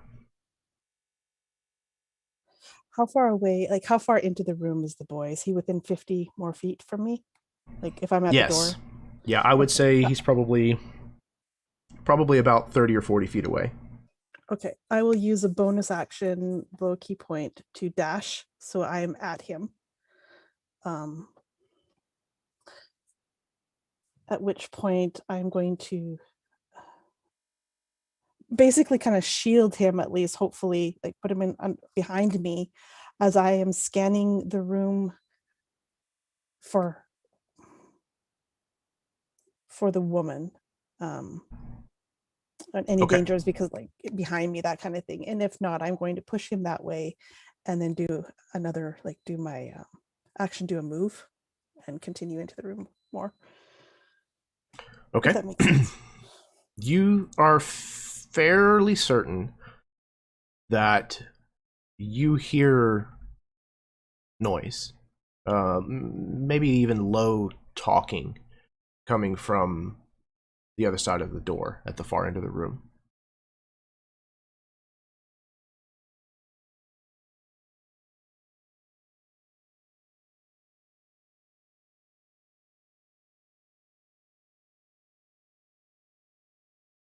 Yeah. So 50 feet was to the door, and then another 100 feet. If that gets me to the door, that's where I'm going to go, having tried to push the child towards the exit, the one that we just came in. I don't want him in this room. Okay. Yeah, the child seems shell-shocked, would probably be the best word.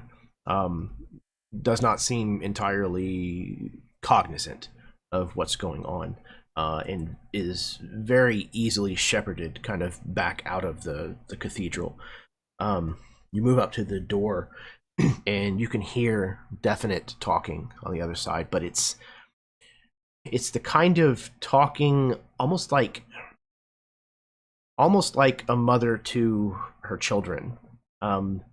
It's kind of low and trying to be almost like a calming effect, soothing. So it's difficult to make out exactly what's being said, but you can tell the tone to her, what you're guessing is her voice.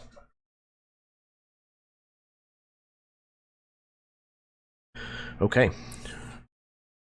That was Ari's turn.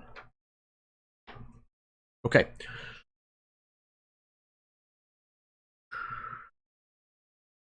Dane and Tord, you are now arriving at the grounds of the temple area.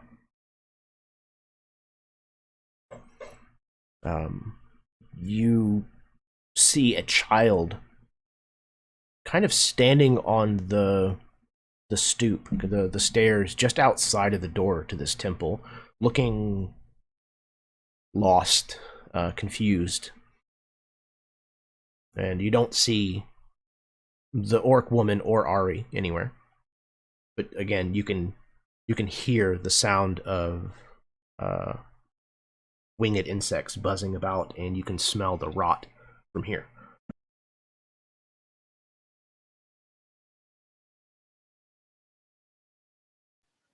Dane, she's befouled the temple.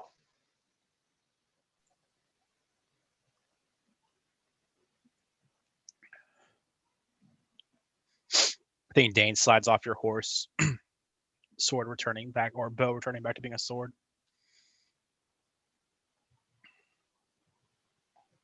Well, then let's make sure this is the last one she befiles. I'll dismount as well, drawing my weapon. Without asking, how far away is this kid? 40 feet. All right, I'm going to spend my round. I'm going to move to this child. I'm going to lift him up, and I'm going to place him on towards horse.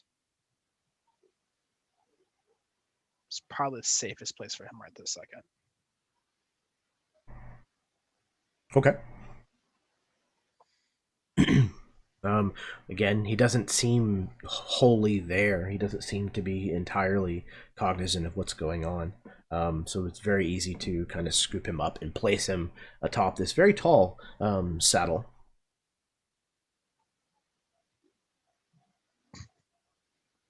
Toward you have ridden up to within walking distance, stepping distance of the door to this cathedral. This child is now placed on your saddle. So I've this horse and I share a telepathic link. So I'm going to hop off and trust this child in the care of my horse. That's fair. Weapon in hand. I'm going to move towards the door and into the building. Okay. To this profane.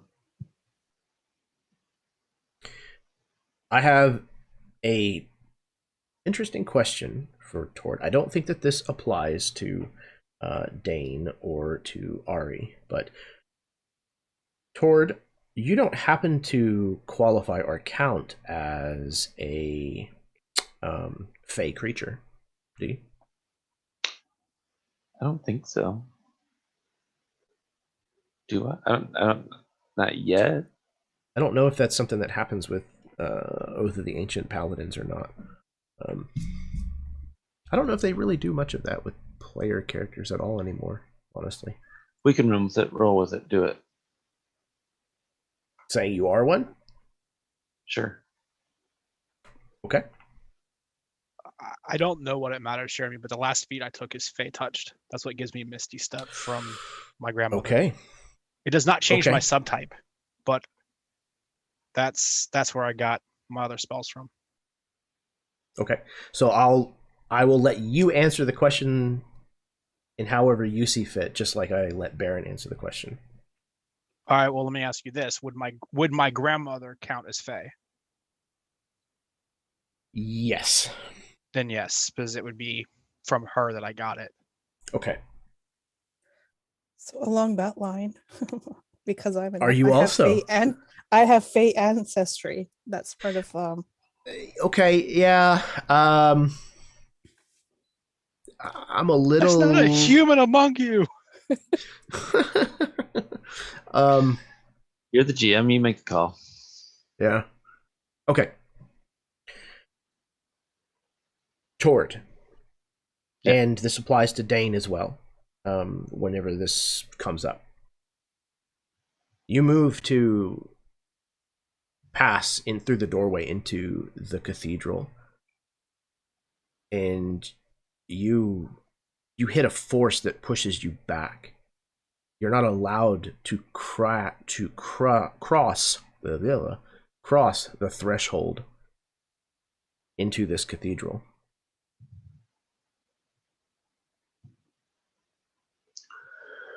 Dana can't get in.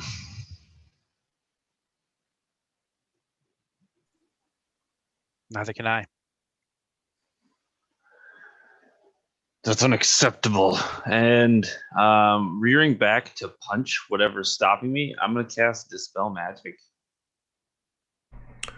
Ooh. Okay. Let me check something. That's interesting. All right.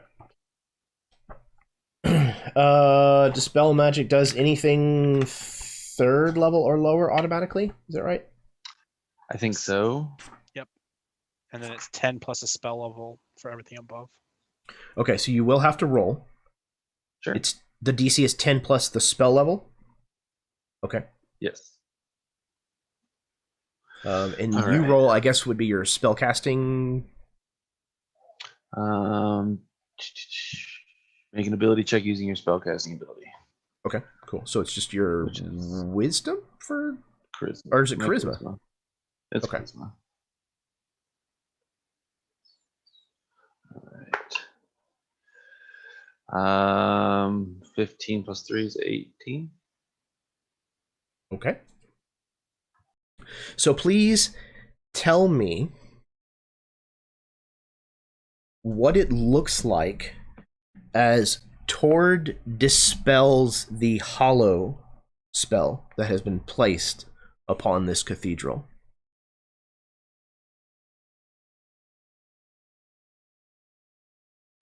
The fist, the gauntleted fist, it hits something, and there's like a ripple, almost tangible. What was unseen now visible.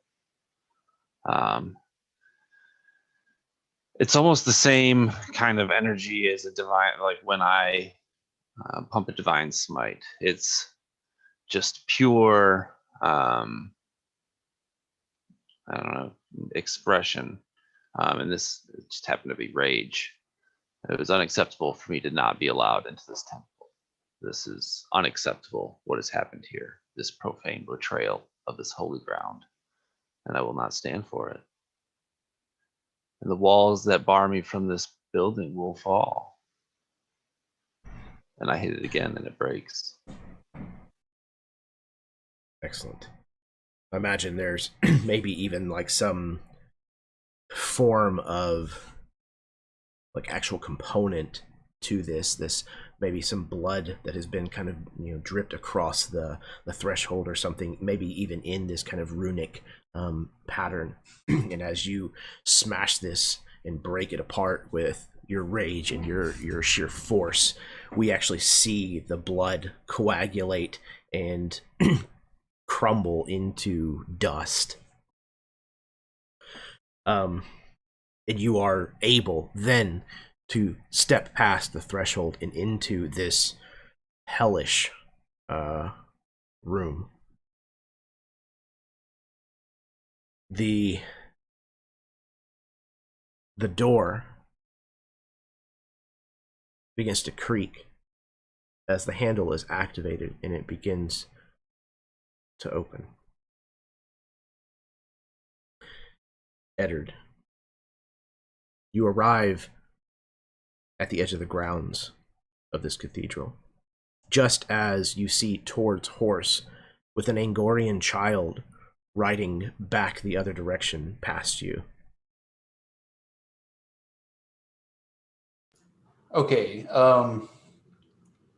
I would like to do something to the child if I can, if he rides past me or they ride past me, if I can reach out and touch them just to skim them. I'd say so. Sure. Okay, Eddard just brushes his fingers along the child's arm as it rides past, and as his fingers swipe across the arm becomes intangible only where his fingers hit, and then it becomes it starts to envelop the child. I'm casting invisibility onto him. Excellent. The child disappears my... from sight. Cool. And then I arrive at this mountain, head inside. Okay. So you are just seeing Dane and Tord basically step inside. And the door opens. Dane, you see Ari, noticing her maybe just kind of for the first time in this moment after having taken in this horrifying scene. The door has not yet opened, but Ari seems to be looking intently in its direction. But it is your turn.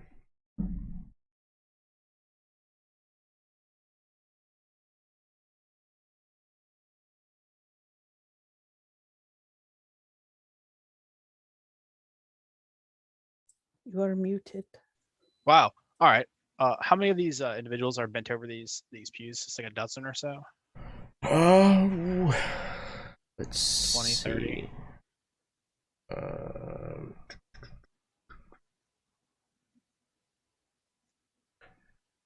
Oops, that's not supposed to happen.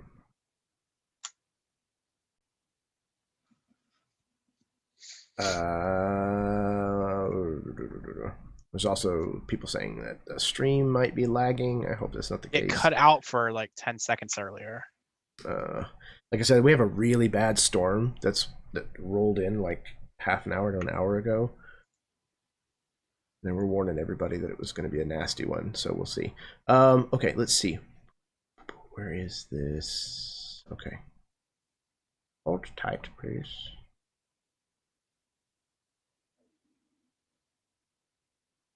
Or the man behind the curtain. Yeah, I would say there's probably 24, give or take.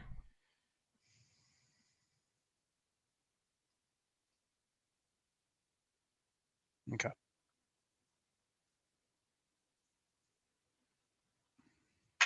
So I think like Dane is at first he's cataloging these, like counting them, but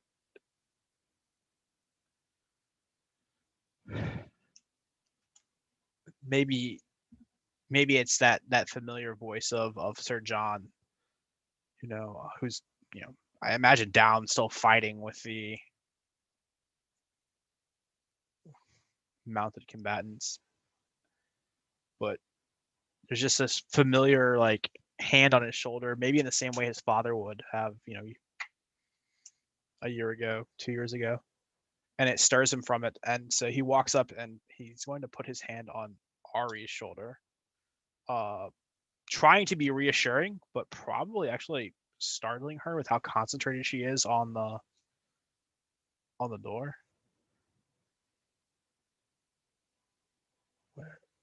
Where is she?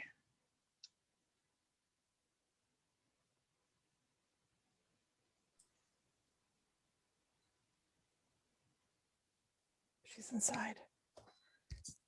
She's in this door that's opening and she's about to jump out and kill us, but right. I don't say that out loud. Ari just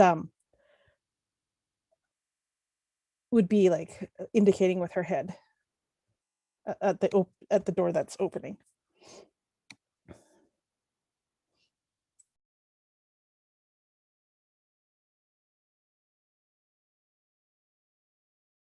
So the only other thing I'm going to do is I'm going to go ahead and I'll cast a cantrip, but I sort of tense my muscles and bring my sword forward that now has this sort of crackling energy running across it.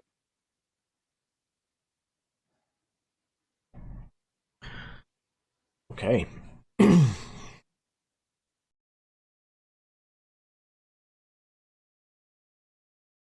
Dane, you have stepped forward, closing next to Ari. Tord is still near the other end of this cathedral. Tord, it's not quite your turn yet, but there is something you notice in addition to the horrifying experience of what you've just walked into. As you're kind of looking over, taking this all in, you recognize two of these individuals, though only from behind. They are Toll and Tonra, your brother and sister who have been missing.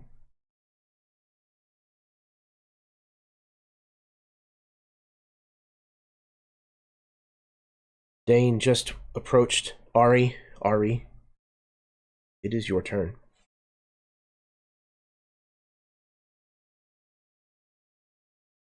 So this door that's in front, does it open into that room or does it open in outwards into the room that we're in? Into the room, away from you. And you said it was already creaking open? Yes, that is correct. I want to then use my movement to basically ram my body into it, push it open, and I would like to. I'm going to attack that woman that I saw if I see her. If that makes sense. I don't know who's behind Okay. her. I haven't seen it yet, but Well, technically you did, because dumbass pulled the picture up.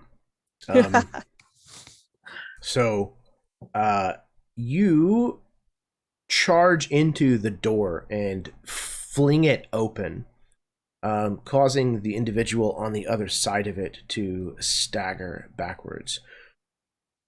In this small room, I guess it would be called a rectory. I'm not entirely sure, or at least more in a more contemporary church. It's a kind of a small place where it looks like whoever tended this temple likely stayed. At least that's the purpose the room served upon at one time. On the other side of the door, you do see what you guess is the Witch of War. This Angorian, woman who is every bit as tall as Tord, and probably just as broad of shoulder. She appears to be covered in mail and furs, as well as no small amount of blood and piercings, bones, literally worked beneath the muscle of her body in some places. She very much has the look of a shamaness. She looks very surprised to see you, but she's not alone. With her, you see 3 Angorian orcs, though you don't think that 2 of them are really classified as Angorian orcs anymore. They have no lips on their mouths at all. Their teeth are completely bared in this kind of grotesque grimace, but their teeth are long and pointed, not like the tusks of orcs normally are.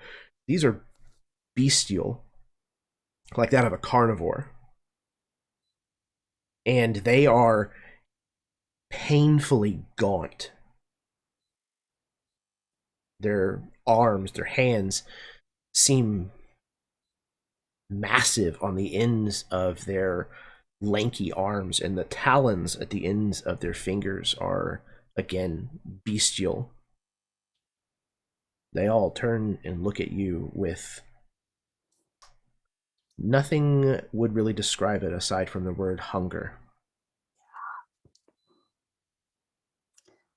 So, that's your movement. You have moved into the room, or moved to the door. I'd like to continue and engage this woman. I see them, but I am not registering really that they're a threat at this moment. All my intent is on this orc shaman in front of me, and I want to. Okay. I'm going in with the short sword, and then followed by, as I kind of like, can you slash down and continues down. It's almost like this fluid motion as the hand goes down, but then the one leg comes up to smack her across the head with a kind of a back kick. That's the intent. We'll see how the rolls go. Okay. Okay, so we are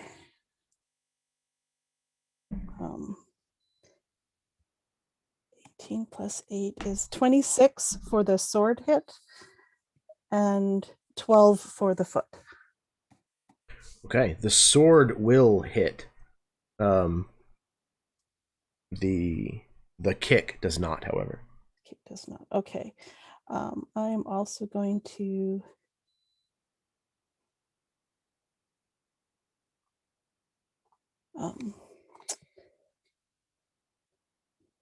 we'll key point to Or does it make it this one a harder hit? I think I believe I have that. So these are magical hits, by the way.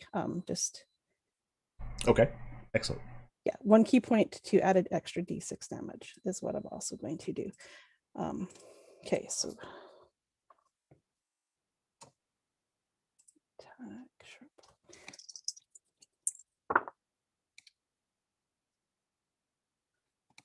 9 plus 13 points of slashing magical damage from the short sword. Okay. And then I think I still have a bonus action. Sorry. Mm-hmm. So following the kick down, as I'm standing back up, I guess the other hand that doesn't hold the sword that was holding my body is going to continue up as we try to punch her in the gut as a bonus action.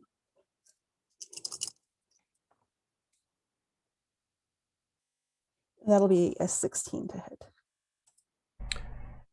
You punch, but your fist collides with thick hides and armor, and is not able to get through. Okay, that is my turn, and I stand there in front of her. Okay. Ari has disappeared into the room, and you hear the telltale noises of Ariana Shial's fighting style. And immediately after this first flurry of activity happens, you hear this woman on the other side respond, "I don't know who you are, but you'll make for a very fine bodyguard." You can see, Ari, one of these bodyguards, the one that didn't look quite as bestial as the others, Tord, as you're seeing these individuals, you can see past Dane, past Ari, into this open doorway, and you recognize this non-bestial Angorian. It is your father. He looks emaciated, starved. He looks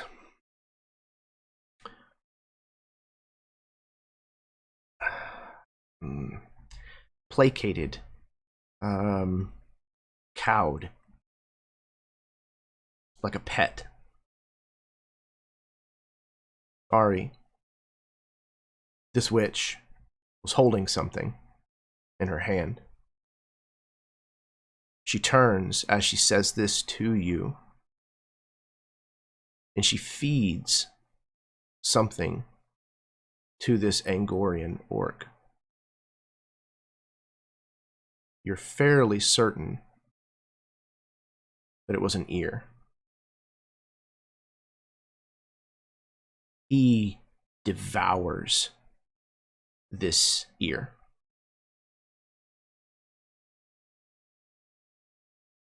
And he immediately starts to change.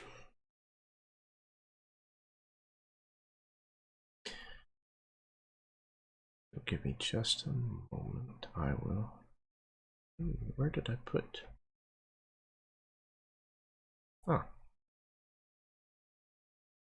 Hold on. This was the orc that you saw.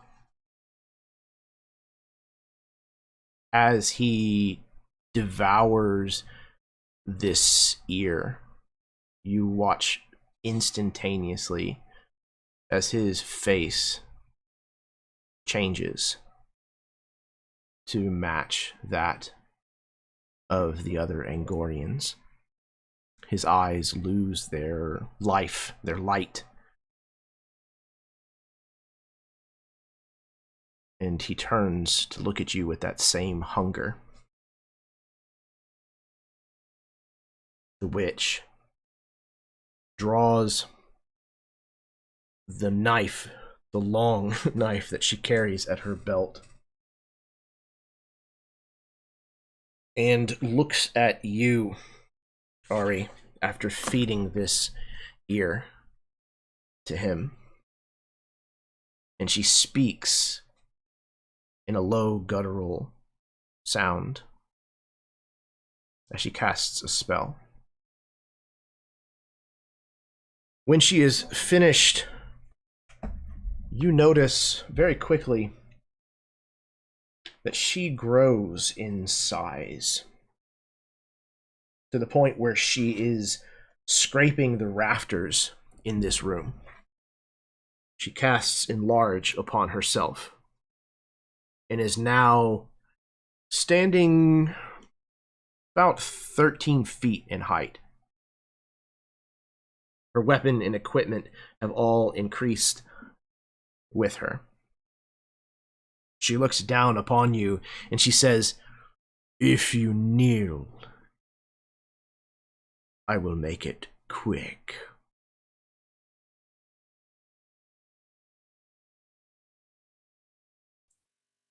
If you kneel, I will make it not hurt. All right. The three creatures that are in the room with you, Ari. Let me see real quick what this spell does. Advantage on strength checks and saving throws. Extra D4. Okay. She took her turn casting the spell. So she is done. These three creatures turn on you. And all three of them are going to close and attack you. They can move towards you as a bonus action.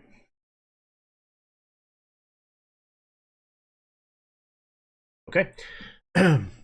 You can see that they have pieces of armor and weapons that have been grafted isn't the right word. They've been tied and or nailed into their bones and flesh. These weapons are not really being carried so much as they are attached to them. Same with the remnants of armor that they wear. So they close with you. Each one of them is going to attempt to bite you. You fucking gotta be kidding me. The first one hits you. Apparently on your outstretched hand where you just delivered this blow to the witch's stomach. The closest of these creatures launches forward and latches onto your wrist, tearing open the flesh and the veins there. We're going to do these other two to see what happens. Does an 18 hit you? No, my AC is currently 19. Okay. My agile parry.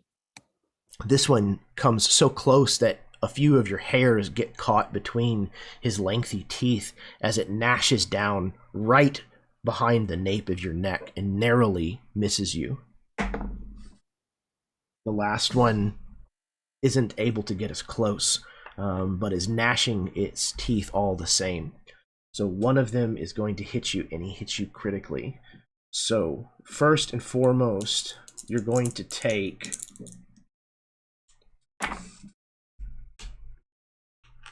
17 points of piercing damage, and I need you to make a Constitution saving throw, please.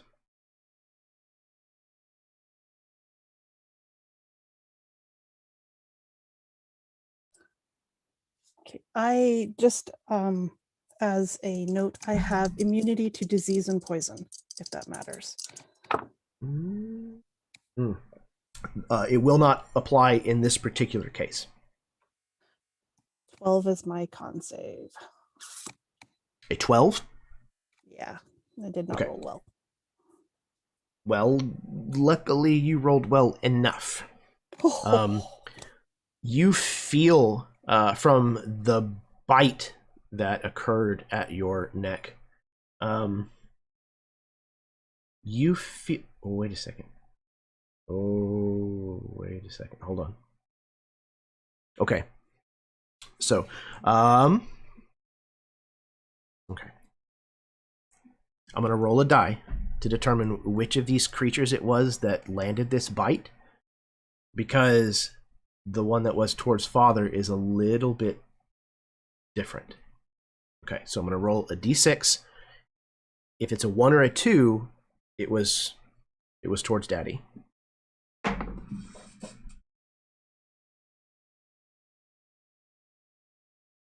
Where's the camera? Okay. Papa, why you got to hurt me so bad? So he finishes, maybe he doesn't even finish that ear. There's still maybe even pieces of it in his teeth. When your wrist is proffered to him and he reaches down and gnashes down onto your forearm. He is a little bit tougher than these other two, and therefore a 12 is not going to pass. So you feel from the point of this bite, where it shreds open your arm and your veins, something gets into your system from this bite. It doesn't really seem to be a poison, but your body locks up. You are paralyzed for a minute, but you may repeat the saving throw at the end of each of your turns. Dane, Tord, both of you, looking onward through this open doorway, sees Ari throw this punch and immediately stops moving as one of these creatures bites her. These creatures very quickly seem like they're going to start swarming over Ari. Tord, it is your turn.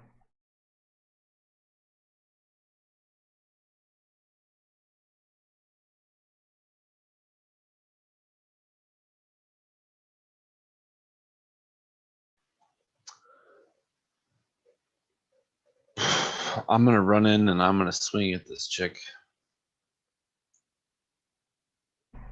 All right. Please do so. I'm gonna burn my inspiration to get advantage. Okay, sure.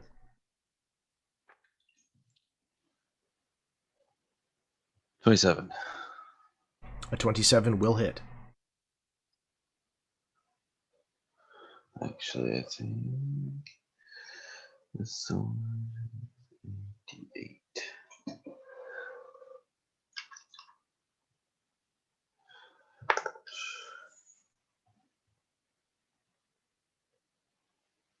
I'll pump a divine smite for another 2d8. Right now it's 12 damage. Jesus. 25 points of slashing damage total on my first attack.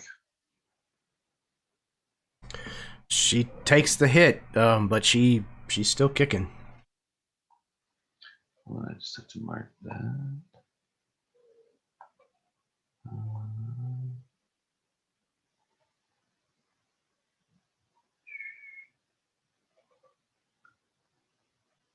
I'm gonna make my second strike. Not as good. 19. Actually, I got a hit, so it'd be a dirty 20 because she's marked now. Yes, that is a hit.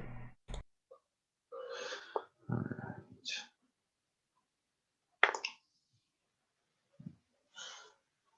I'll pump it another divine smite.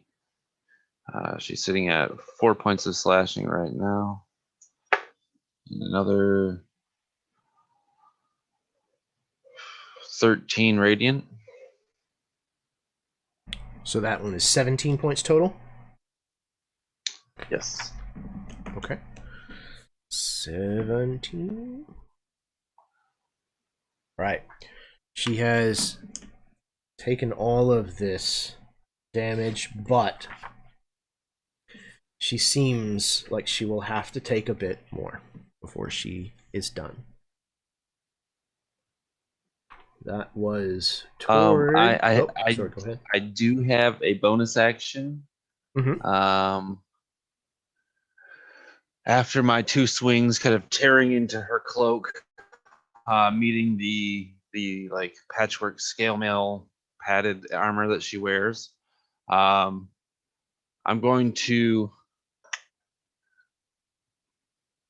I imagine I have her attention now, and I'm going to cast Compel Duel as a bonus action.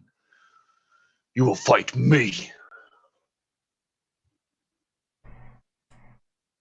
She looks down she at needs you. to make a yeah. wisdom save of 15 or higher. Wisdom 15 or higher. Okay. Ooh, that's a 13, so that's a fail. Then she, I believe, has to attack me. I believe that is correct. Man, you burn through spell slots when you use spells in public. Okay. She looks down at you and she says, "It was all for you anyways, Tord."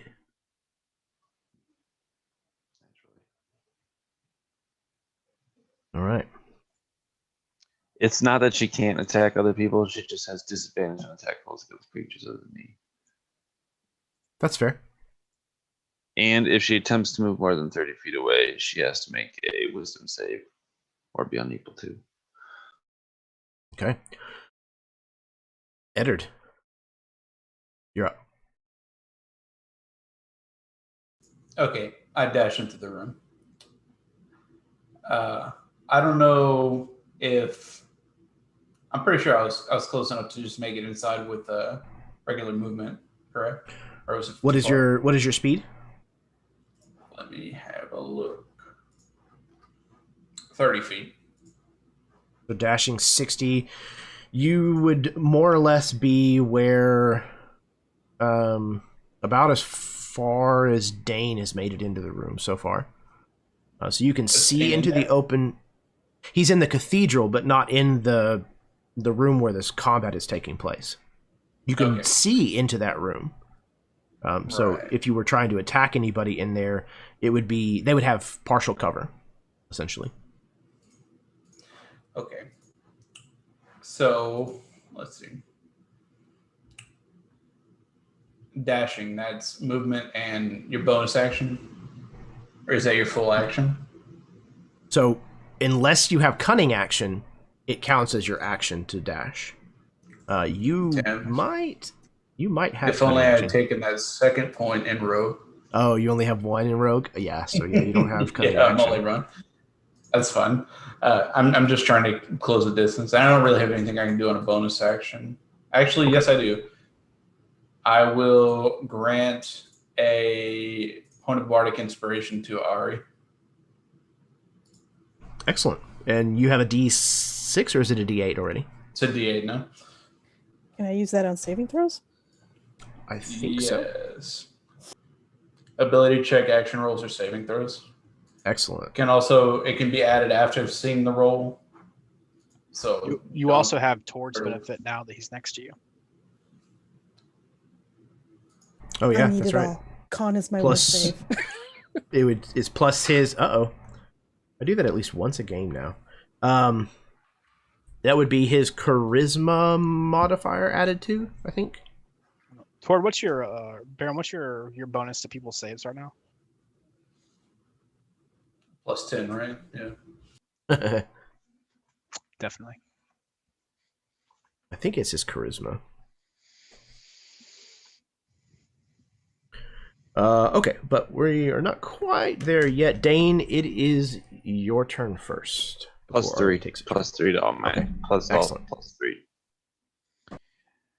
All right. So this is a super important question. In our narration earlier, did that use up spell slots? Oh, I'm sorry. I meant to address that. No, I'm not going to do that to you guys. Okay, because I was like, well, I'm gonna go get on the horse of the kid Yeah, and it's about to be leave now. pretty useless. Right? Bye, guys. I guess while we're on the topic of things that I do while you're by me, you guys all are resistant to damage from spells, which I feel like might be pertinent right now. And you cannot be frightened as long as you're within 10 feet of me. Nice. Nice. The rectory, the size of that room is about how big? It's very small. I would say, let's see, there's the witch, there's 3 ghouls. Well, the witch is also large now instead of medium. So, yeah. As far as anybody else entering the room, it wouldn't be possible at this point. So it's So like a that 10 makes foot by it 10 foot, or like, a 15 yeah, by 10 15? foot. Exactly. Yeah.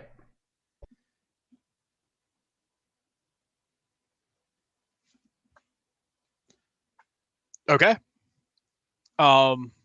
Yeah. So seeing Ari like lock up and these ghouls and this witch, I feel like we just played into her hand, right? But she was like, "Toward, this is all for you." And so I think again we sort of get that sensation of lapping water and that amber light that creeps out from Dane instead of this normal healing light. I think it starts to fill the room, and yeah, everything in there.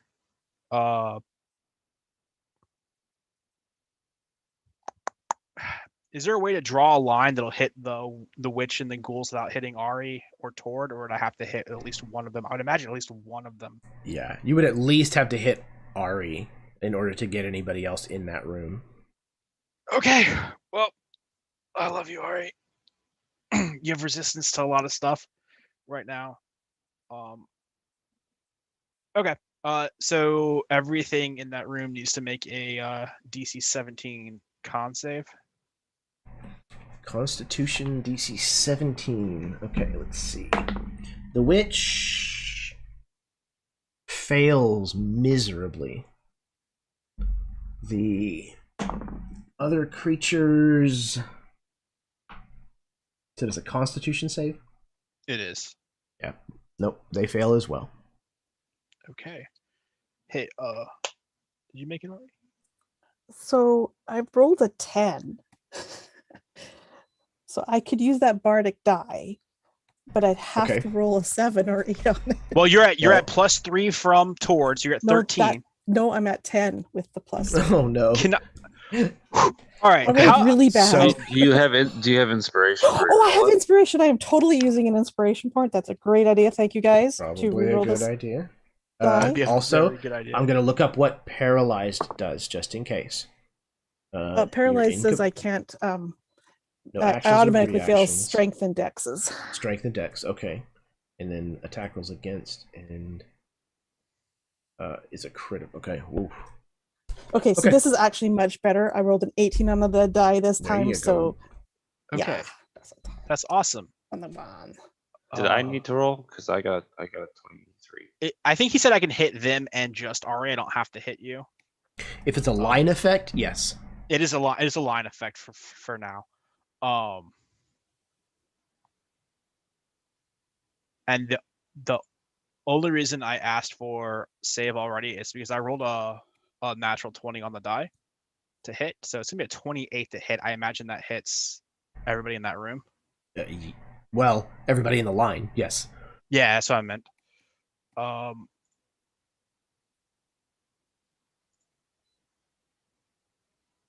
It's gonna be 57 points of radiant damage.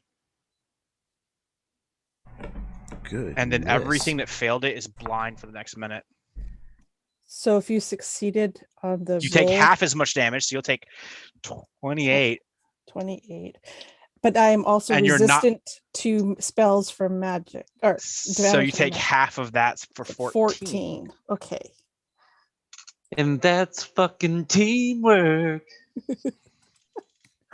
So all we have to do is get this big bad guy into a room and let Tord tank all of our spells as we just throw them into the room with him.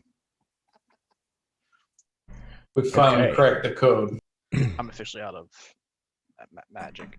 Except for So cantrips. 2 of these creatures are dead. Nothing. Yeah, that's it. Just they're dead. One of them still remains because he wasn't in the line. And for shits and giggles, we're going to say that this is Tord's dad.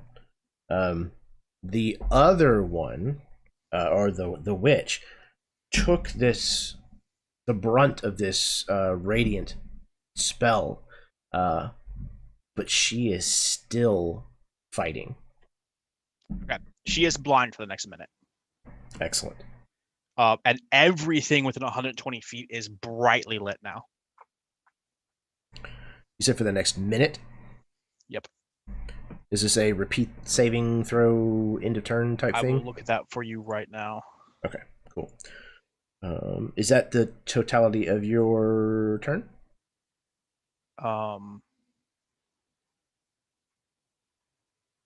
Can I do this?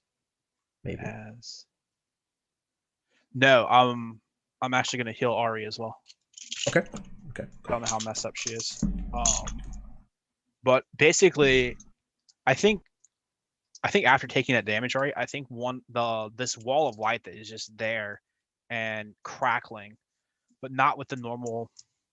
It's like the water reflecting off of, or the light reflecting off of water, right? It's that sort of like fractal light that's happening. I think some of that cascades across you, and 21 points of healing back. And then that will be my entire turn. And yes, they get a save at the end of every turn. End of every turn. Okay, cool. Okay. Dane heals Ari and unleashes a radiant burst of magical energy. Ari, it is your turn. So I'm paralyzed. I'm not going to do anything, but I'll do that. Correct. Yep. Con save at the end of your turn. +3. That's okay. So +3 is 13. I am going to use the bardic inspiration die because I don't want to be paralyzed anymore. Now that's a 2, so that's a 15. Okay, 15 is exactly what you needed. Oh my god. It feels like that moment where you're like digging through your Wow. pockets trying to find that next 5 cents so you can finish paying for the candy bar. Like, I just need to do more. Dude, I swear it's in my car. Let me just run out to get it. I know I have the change. Please let me find it.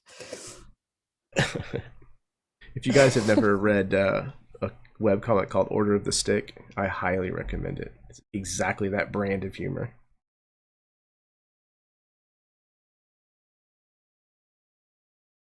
So that in all its glory was my turn. Okay. So Ari, after having been gripped by this inability to control your limbs and your body, all of a sudden, through sheer willpower, well, I wouldn't say sheer willpower, with willpower and a little bit of extra help, you manage to throw off these intangible shackles that were holding you. However, it is her turn. She rears up one of her legs, and as she brings it downward to the ground, she is also going to clap her hands together. All of you, I say all of you, Ari and Tord, need to make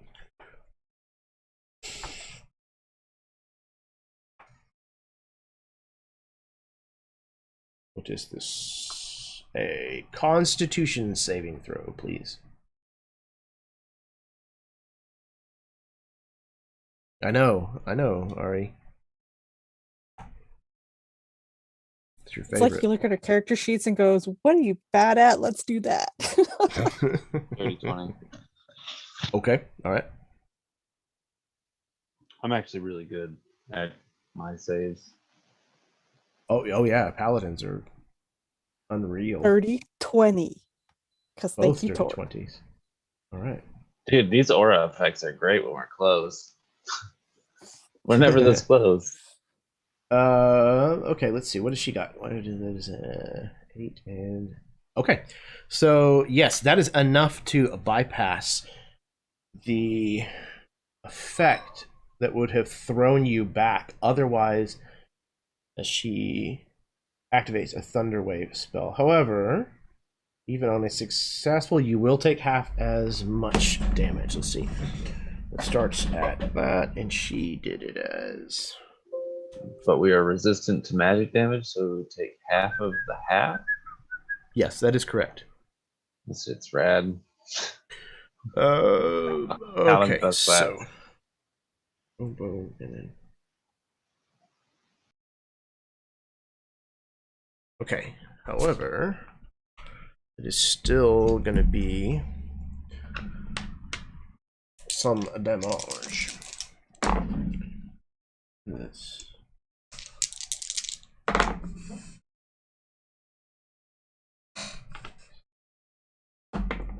Full damage. Full damage is 33 points. So half is going to be 16, and then half of that would be 8. 8 points of thunder damage.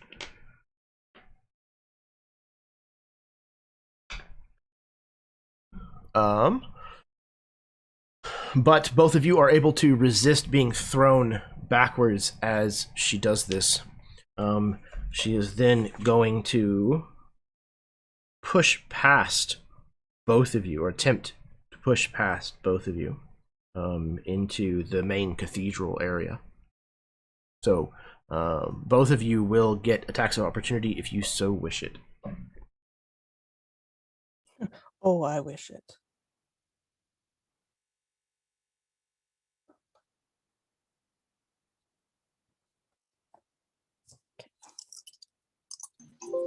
Not terrific. An 8. Or, I'm sorry, not an 8. A 15 total.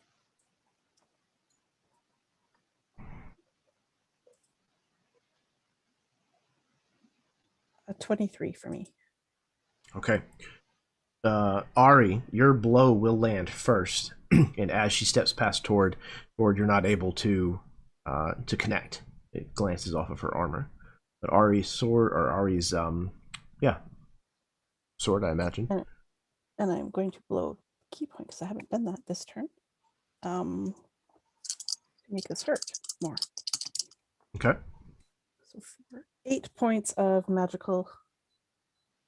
8 points. Yeah. Magical piercing. Yeah, magical piercing. All right. She pushes past, kind of, somewhat kind of holding up her hands towards her eyes, but more just kind of like floundering around, flailing. She finds the door and kind of pushes her way through into the cathedral. And oh, wait a second. Okay. Does she move 30 feet from Tord? Yes, she does. Does okay. that do something for your spell, Tord? I thought. She has to succeed a wisdom save of 15 or be unable to push past 30 Oh, feet. that's right. Sorry. Wisdom save? Yes. DC of what again? 15. Okay, she got a 17. So she is... So she passed. Yeah, So she is she able did to push past. I'm pretty sure that just defeats the totality of the spell. Like shrugs off the compelled duel altogether? I think so. Okay. So maybe... check. Yeah, please do. So maybe the blindness It or ended something. as soon as I hit her. Yeah, you're right. It does. Oh, okay. Right, that makes sense. I forgot what you. That makes sense. Yeah. So yeah, the blindness, the radiant damage and the blindness seems to have kind of taken her attention away from you, Tord, and she stumbles out into the cathedral. To answer your other question, Steve, even that amount of damage will still have killed those ghouls. Okay, that was my mistake. The even corrected. initial for that spell is a save. Yeah. It's every attack No worries. afterwards is a roll. Okay, and so it was 57 is what you had said at first. Okay, so I'm going to do a little bit of math. Uh-oh. That was weird. Put my arm on my keyboard and it decided to do something funky. Okay. All right. She moves into the cathedral, like I said, kind of flailing about, and she, again, is 13 feet tall or so. She reaches into one of her pouches and kind of twirls around in a circle, and seems to sprinkle or throw this what looks like a dried grass just kind of onto the ground in a rough circle around her. But I don't know that there's much else. Oh, she could cast. No, she did cast a spell. Thunderwave. That was an action. Okay, so that'll finish her turn. Meanwhile, back in the room, Daddy is going to... He's going to come after you again, Ari. You're the closest person to him. He's going to lash out once again. My AC is 17 this turn. Okay. He got a really tasty bite last time, so he's gnashing his teeth at you again. Ooh, oh god. I thought that was another. Ooh. Okay. A 19, however, will still hit. So, guess what? You got any more of them con saves? Tord's still beside me, right? Yeah. It's within 10 feet of you. So that's an 11 with the 3. Okay. So first you're going to take 7 points of piercing damage. And the Paralyzed? horror... Go ahead. What? No, am I paralyzed again? Oh. You got a what? 13 total? 11. Oh, 11. Yeah, 11. So you are racked with pain and fear as once again your body seizes up and you are paralyzed again.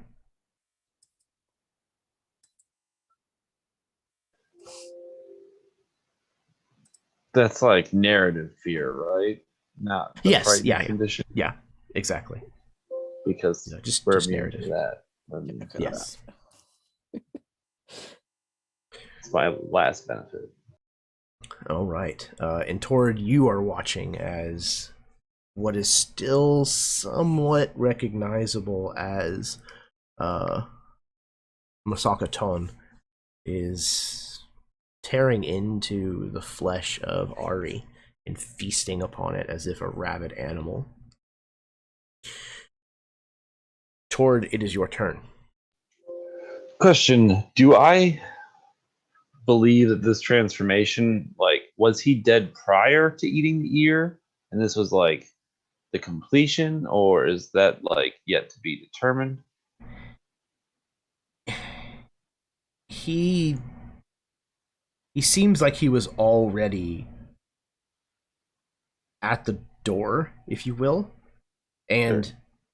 that this was the completion of this ritual, but he seems to be full on dead at this point. So I would assume that he is dead right now. Okay, Yeah, he seems to be undead, without a doubt. that's all I need to know. As my bonus action, I'm going to cast Ensnaring Strike. upon him? I think I have to hit. Oh, yeah, I the see. next time I hit a creature with a weapon attack before it ends, the creature must succeed on a strength saving throw or be restrained. Yeah, so you kind of cast it and then you make your attacks, and when you hit, it kind of pops off. Correct. Okay. Are you targeting him or the witch? So I'm going to make my first attack against him. Okay. But since he's not marked, I don't get any bonuses, and that was just an 11. An 11 will not connect. In my second swing, I would. How far away? Shit. I would attack him again. Okay. This one's better. Total of 19. Yes. That'll connect. He needs to make a strength saving throw of 15. Okay. No, he failed. And he is restrained. Okay. That just means he can't And I don't think he can. Yeah, I think incapacitated. I'll look it up real quick. And then while he is restrained, the target takes 1d6 piercing damage at the start of its turn. So restrained is speed 0, attacks against them have advantage, attack rolls by them have disadvantage, and they have disadvantage on saving throws, dexterity. Okay. But it can make its action to make another strength save to try and break free. Try to bust out. Okay. So he's writhing around as, I guess it's some kind of plants, some kind of vines. Yes. Like a thick, we have invasive vines here in Michigan. I don't know if you guys have the equivalent, but like they just overtake trees and drown them out, almost like kudzu, you know? Yeah, kudzu. And that's what this is like a just vicious and voracious vine. And I don't actually think I hit him with like the blade of the sword. I guess I have to do damage with my sword, don't I? Technically. 7 points of slash damage because my sword is 7. Super powerful. Okay. All right, please stop her. As I'm like trying to restrain my father.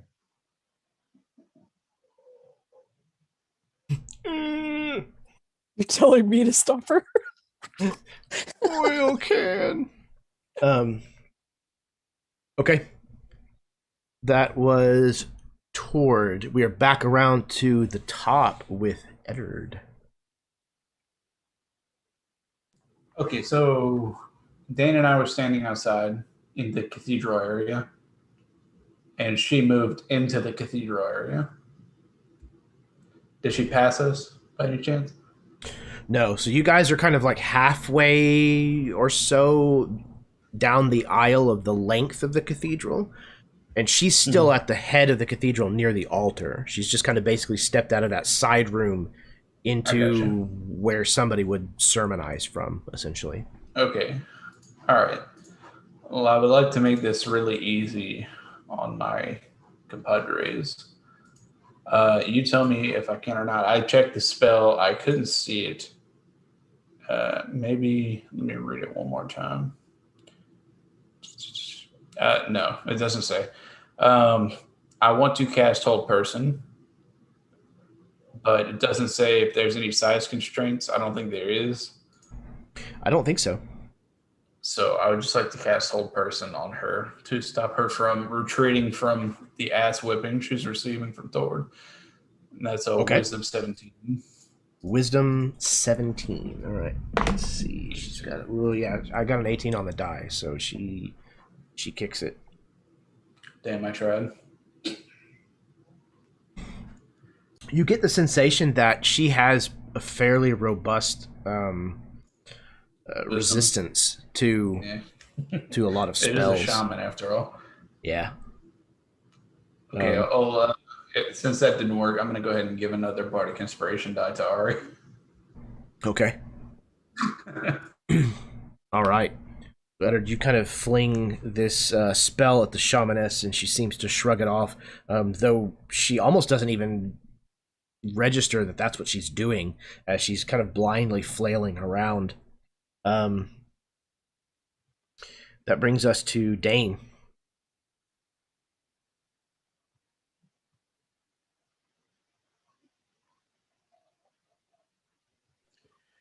Okay. So I am going to essentially activate the wall, and it has the ability to launch beams of radiance from it. And decreases the size of the wall every time it does. This wall's 120 feet long, so I imagine that because of where it was cast, it is extended outside the building on both sides. Like everyone outside can now see this brilliant beam of light out there. Because you said it wasn't a huge church, right? No, that's not very big at all. Yeah, so I imagine that there's probably even like some stained glass windows that have been like put in place in some of these older windows when it was kind of, updated or whatnot. And so part of this radiant light is like this kaleidoscopic like rainbow of color outside the cathedral. I like to think with it being like, you said it was the goddess of peace, right? Yes. So I imagine like there's this this stained glass picture that is her like sitting on a tranquil lake, and she is like essentially sermonizing to her followers that are at the banks of that river, drinking from it and sort of lounging in this rich grass. And that sort of looks lifelike now with all the cascading colors, but more so like if you're out in the battlefield, this war raging, and now there's almost like this bat symbol of the goddess of peace that's projecting out from this church above this battlefield. But I am going to attempt to smack her with a beam of light, see what happens. Does a 24 hit her? It does, yes. All right, we're going to cheat and use fake dice. She will take 18 points of damage, radiant.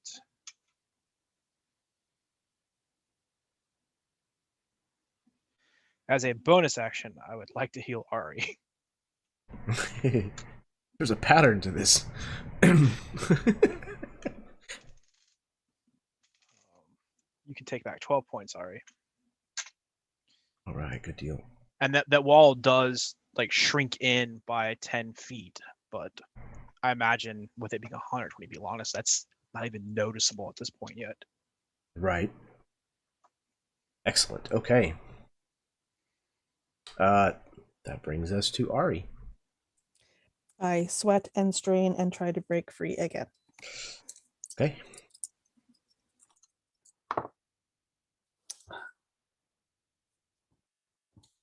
That is, math is hard. 12 plus 1 is 13, plus 3 from Tord is 16. So I'm not going to use the bardic die. That's what you needed. It was a 16. Okay. So again, barely, you managed to shrug this off almost as quickly as it took hold. But that is the end of your turn. It is now her turn. Oh, did I roll her? Necrotic paralysis feels like. Did I roll her saving throw? You did Against not the blindness? to not I be did. blinded. So I'm going to do that real quick before I try to take her turn. See, what kind of a saving throw is it again? Constitution 17. Constitution. Okay, so that's a +7. Okay. Suddenly, she seems to regain some of her composure, blinking rapidly, and you can see that she appears to be able to see again. She looks, kind of takes stock of what's going on, and even though she's large, she reaches down her hand and grabs a hold of one of this congregation, if you want to call them that. and pulls their head off. And as she does so, she holds it over her face, and a normal amount of blood does not come out of this head. Its skin like sloughs away off of its face, very quickly exposing its skull. But everything, the skin, the hair, the gray matter that was inside, seems to become blood and is voluminous. I mean, a ton of blood comes out and cascades down over her, running out to meet the grass that was scattered about a moment ago. And she lets go of the head. The head falls downward and hits the ground in the middle of this puddle, this pool of this thick, dark blood. And she is gone. We are out of combat. What are you going to do? If you guys don't mind, I like shove my zombified father to the floor and immediately rush over to my siblings. And I'm gonna dump my last 2 spell slots, I think, for Greater Restoration.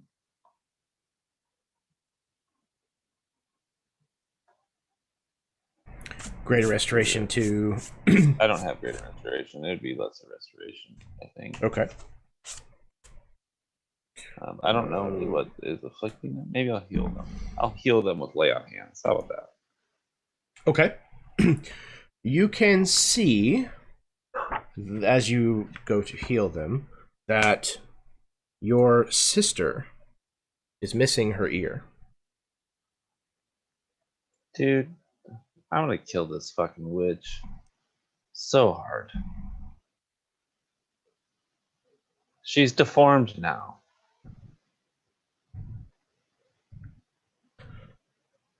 I don't know if Tord saw the transformation of his father entirely, so I don't know if he necessarily right now knows the full context, but I imagine that he will at some point.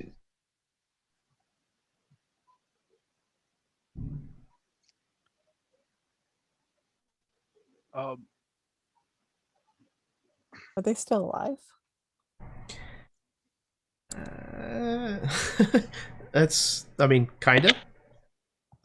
Is They're that not a responsive. generalized?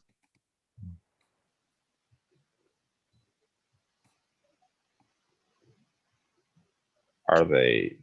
Can we get them out of here? Can we get them out of this building? Yes, you absolutely can. Oh. Dirty. Okay. This whole thing that I had planned and I'm fucking it up. All right.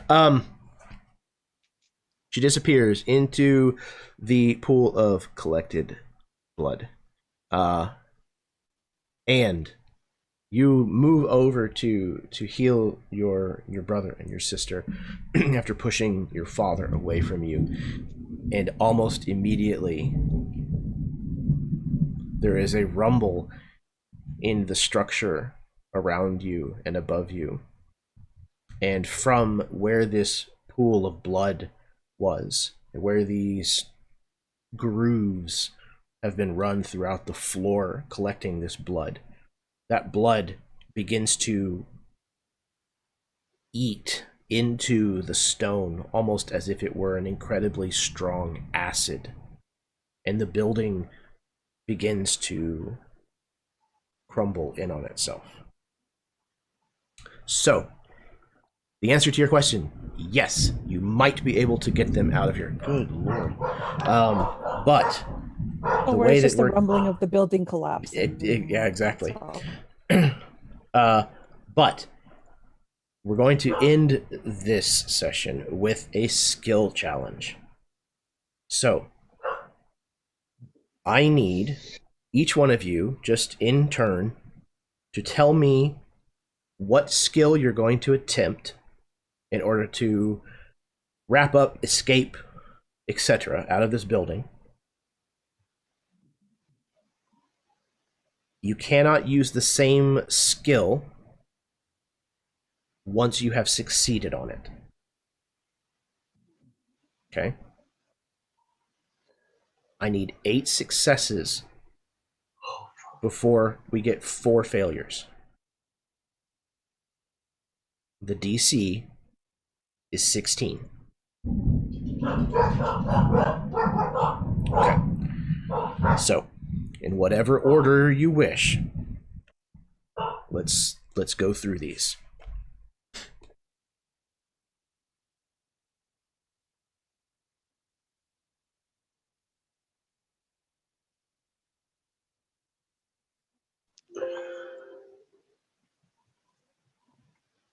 Tord frantically pulls at these manacle things fixed to his siblings. I'm going to use an athletics check to try and just break them. Absolutely. That sounds apt.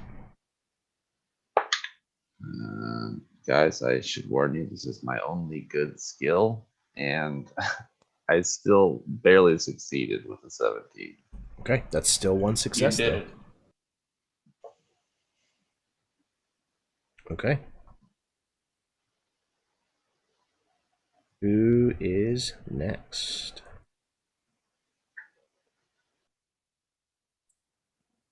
I think seeing where Tord is going and what he's doing is going to immediately try to get there to help him pull out the bodies of his siblings.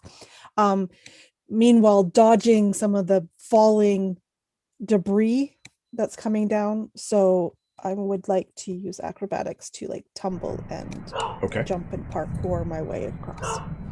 Sure. Oh, why will my dice hate me? It's an 11. Oh, yeah.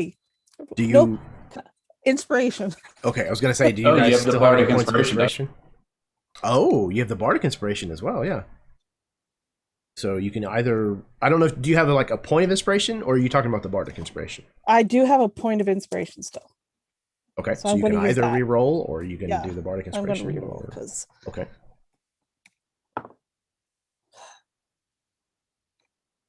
That's a 13.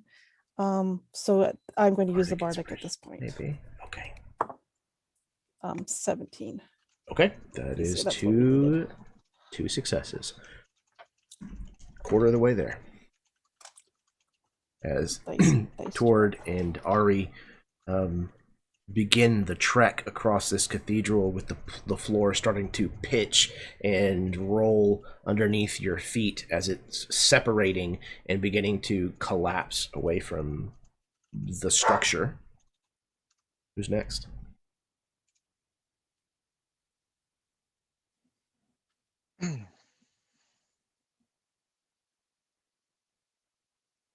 You got any good ideas Dane, there, Eddard? Josh? Yeah, Eddard uses performance to liven up the... No. I was going to say, if Tord hadn't gotten them all the way out, Eddard could use sleight of hand to try and finesse the manacles of one of the 2 that he's trying to get out of here. Okay, so maybe Arcana? I can use sleight of hand. Oh, sleight of hand. I'm sorry. Yeah. Yeah, that's for what, some reason I thought you said mage hand. Sorry. No, sleight of hand. I don't even have mage hand, actually. No, all of my good skills are talking, so you can't really talk in this situation to get out of it. Yeah, probably not so much here. Okay, so sleight of hand roll. All right, let's See how we do. You said 17? 16. 16, all right. Okay, I'm going to use an inspiration point to reroll that because there's not a 16. That is a 16 exact. Ooh, okay, that's 3 successes. Almost halfway there. Dane? What you got? All right. Are we just struggling to get siblings out, or are we trying to get as many people as we can out? That is up to you.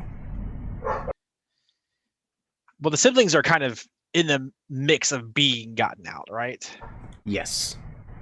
Okay. So Dane would prioritize any children that are in here. Okay. I wouldn't say And any. if not, then mothers. Okay. Like that would be like his. Yeah. There's definitely a mixture of women and children, or men and women in here. Not any outright children, but there are certainly some that you might guess would be mothers. Okay. All right. So I have a feeling that the goddess of peace is a goddess that my mother talked about in the past. In fact, knowing that they moved out to, this cottage and she did what she did, and the way my father works now is partially to remove themselves from the toil and turmoil of active military life. So I'm going to roll religion, and some of these old temples were built exactly for that, a very quick escape for when persecutions were coming and happening. They made ways to get congregations and stuff out. Excellent. Okay. 17 on the die with my plus All 0 right. religion, because man was I banking. Ooh, okay. So that so far is 4 successes and 0 failures. You guys are just fine. All right. So one more bout, it sounds like, at least, from each of you. So we Can't can't be the use same the one skill you that used last anybody's time. used, or we can't use the same one that we used. No, just the same one that you used. Okay. I was like, well, Oh, wow. we're down to performance. Yeah, I was under the Okay. I was under Nope, the just the assumption one that we could you only used previously. Okay, Yeah. great. Okay. I feel better. Well, in that case, after Eddard's done helping Tord break those people out, he's going to acrobatics himself out of the way. Okay. Because I thought we. Jeez. Okay, let me roll that. 23. Oh, yeah. Okay. That's 5. So Ari, once she's got one of the siblings, is going to look and use perception to find the best way out. Whether there's an opening already cracking that we can just get out of this building before, instead of having to go all the way to the front. Dirty 20. Excellent. Okay. So yeah, you probably have spotted the thing that Dane is trying to get everybody to see. He's trying to direct everybody's attention towards this, this hidden exit in this cathedral, and you have now spotted, a path that will lead you to that exit. And would like Cardinal, obviously, because we're right there. Yes. Mm-hmm. All right.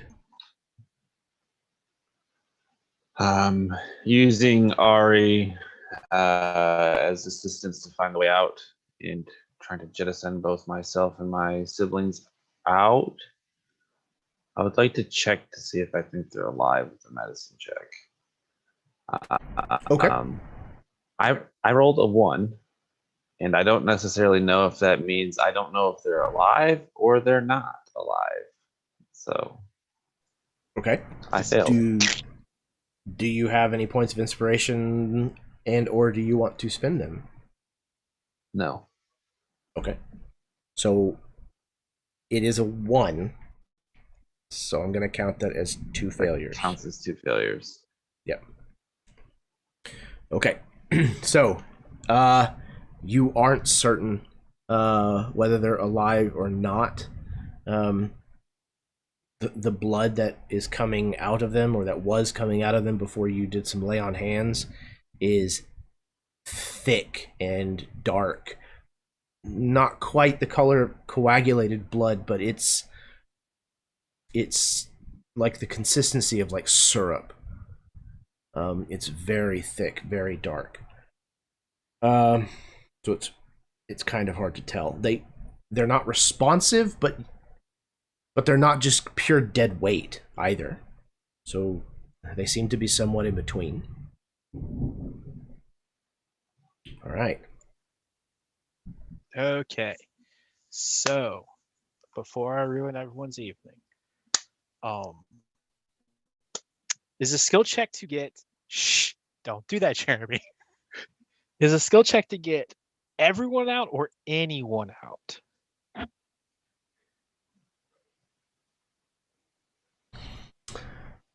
So the intention is that Because we got 4 before we just. you guys have Sucked at life. 6 successes so far and 2 failures. So I would say with this being this close, if you wind up failing the skill challenge, the effects of what's going to happen will only affect the person who fails the final roll. Baller. I rolled a 1. I knew it. Yeah.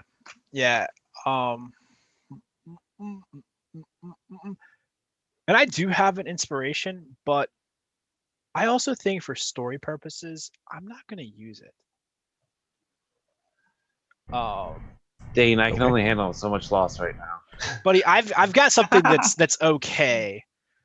Dane, I'm on a prickly slope of anxiety and loss here. It's okay. It's okay. It's okay. So my next skill challenge was going to be intimidate as I yell So- at you two to get out. What I was trying to do, I was actually going to try and use persuasion to start directing these sort of out of it individuals through the tunnel. So I imagine Dane has gotten up onto like behind like the pulpit, right? The where you would actually preach from, and is like, because I would think like it's in that direction is where the escape is, right? And so he's shoving people through, and that the bat signal, because I haven't dropped concentration on the spells, I haven't taken any damage. I think that glass, you start hearing that kink, tink, tink, kink, tink, tink, and there is this massive shattering of that window before whatever you have happen to me happens. But lots of glass everywhere. Sorry, folks. Dane, insisting that he was the last to leave through this this hidden entrance or exit behind the altar, ushering everyone out, including as many people of these of this congregation as possible. All of you exit out of this escape tunnel, this hatch, kind of getting clear of the collapsing building. And as you do so, you look around and realize that Dane did not make it out.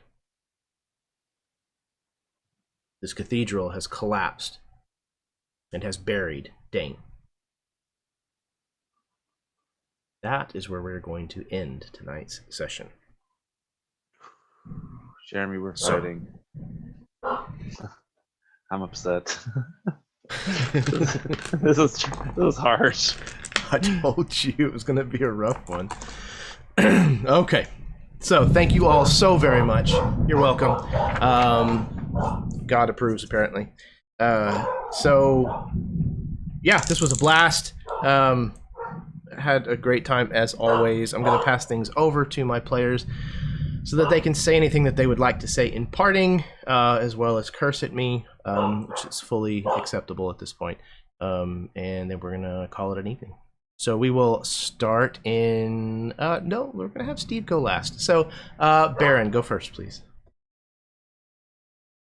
Hey everyone, I'm Baron. I play Masaka Tord. I usually have to miss the first half of these games, and tonight I'm glad we got to play what seemed like a lot longer to me, because holy shit, I have therapy tomorrow, so that's a good thing. Because this is tragic. This is insane. I was already under the impression that all these people were dead, and this is worse. Tord's gonna be so fucked up. That's all right. I had such a great time. and I'm so happy to be here. Thank you, as ever, to everyone that participated and played and ran. This shit is like drugs. So therapy and drugs are both things that I've heard about this game or this session. So I hope that's a good thing. Hopefully. And again, like it's in the title. It's fealty, courage, and whoa. You were all warned. And you gave me really, really juicy stuff to twist the knife with. Anyways. So yeah, it's kind of your fault. But anyways, I decided for once to make a family that's not dead through backstory. No. Fuck that. They're all what did dead. we learn? Kill the family. Kill them before. My character has no ties. Anyways, yeah, thank you all for being such great sports about this, by the way. I know that there's a lot of players who would not be keen on a DM who messes with their characters as much as we are in this campaign, and I'm so happy that all of you seem to be fully on board with that. So, I'll abuse it. So, next we have Karen. Yeah.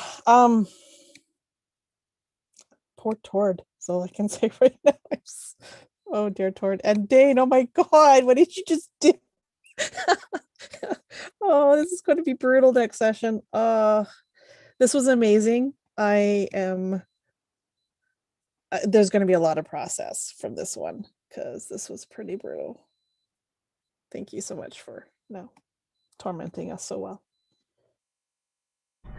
Again, I'm very, very thankful that you guys are all the kinds of players that invite this kind of torment. I'm just wondering what's where all my family is right now and how they are doing.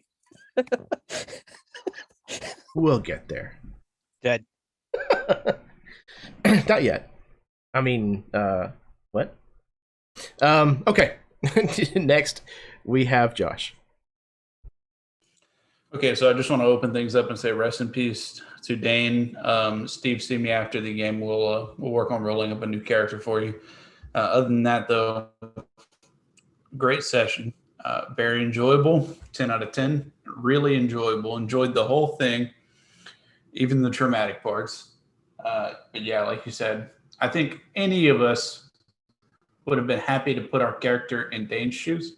I think that's what makes this game really great, is that we're not afraid to let our characters suffer. as harsh as that sounds. But yeah, great game as always. Really missed Eli tonight, but happy to have played with you folks. It was good to play with y'all again because I missed y'all so much. Hard same, man. Yeah, Eli, we miss you, brother. Like I said, I hope tonight was good, and hopefully we'll be able to have everybody with us next time. But yes, yeah, this is likely to have a very profound impact on everybody, and that's good. That's a good thing to happen, I think. Just like definitely had an impact on Dane. Yeah. This session really crushed me. Yeah, it was heavy. Very heavy. It hits you like a ton of bricks. It's all coming down on you, on top of you now, man. Right on your head. I didn't know what was going to happen first. I was going to fall apart where the church was. You got the weight of the world on your shoulders now. Anyways, so where was I don't remember. Fuck it, who cares. Yeah,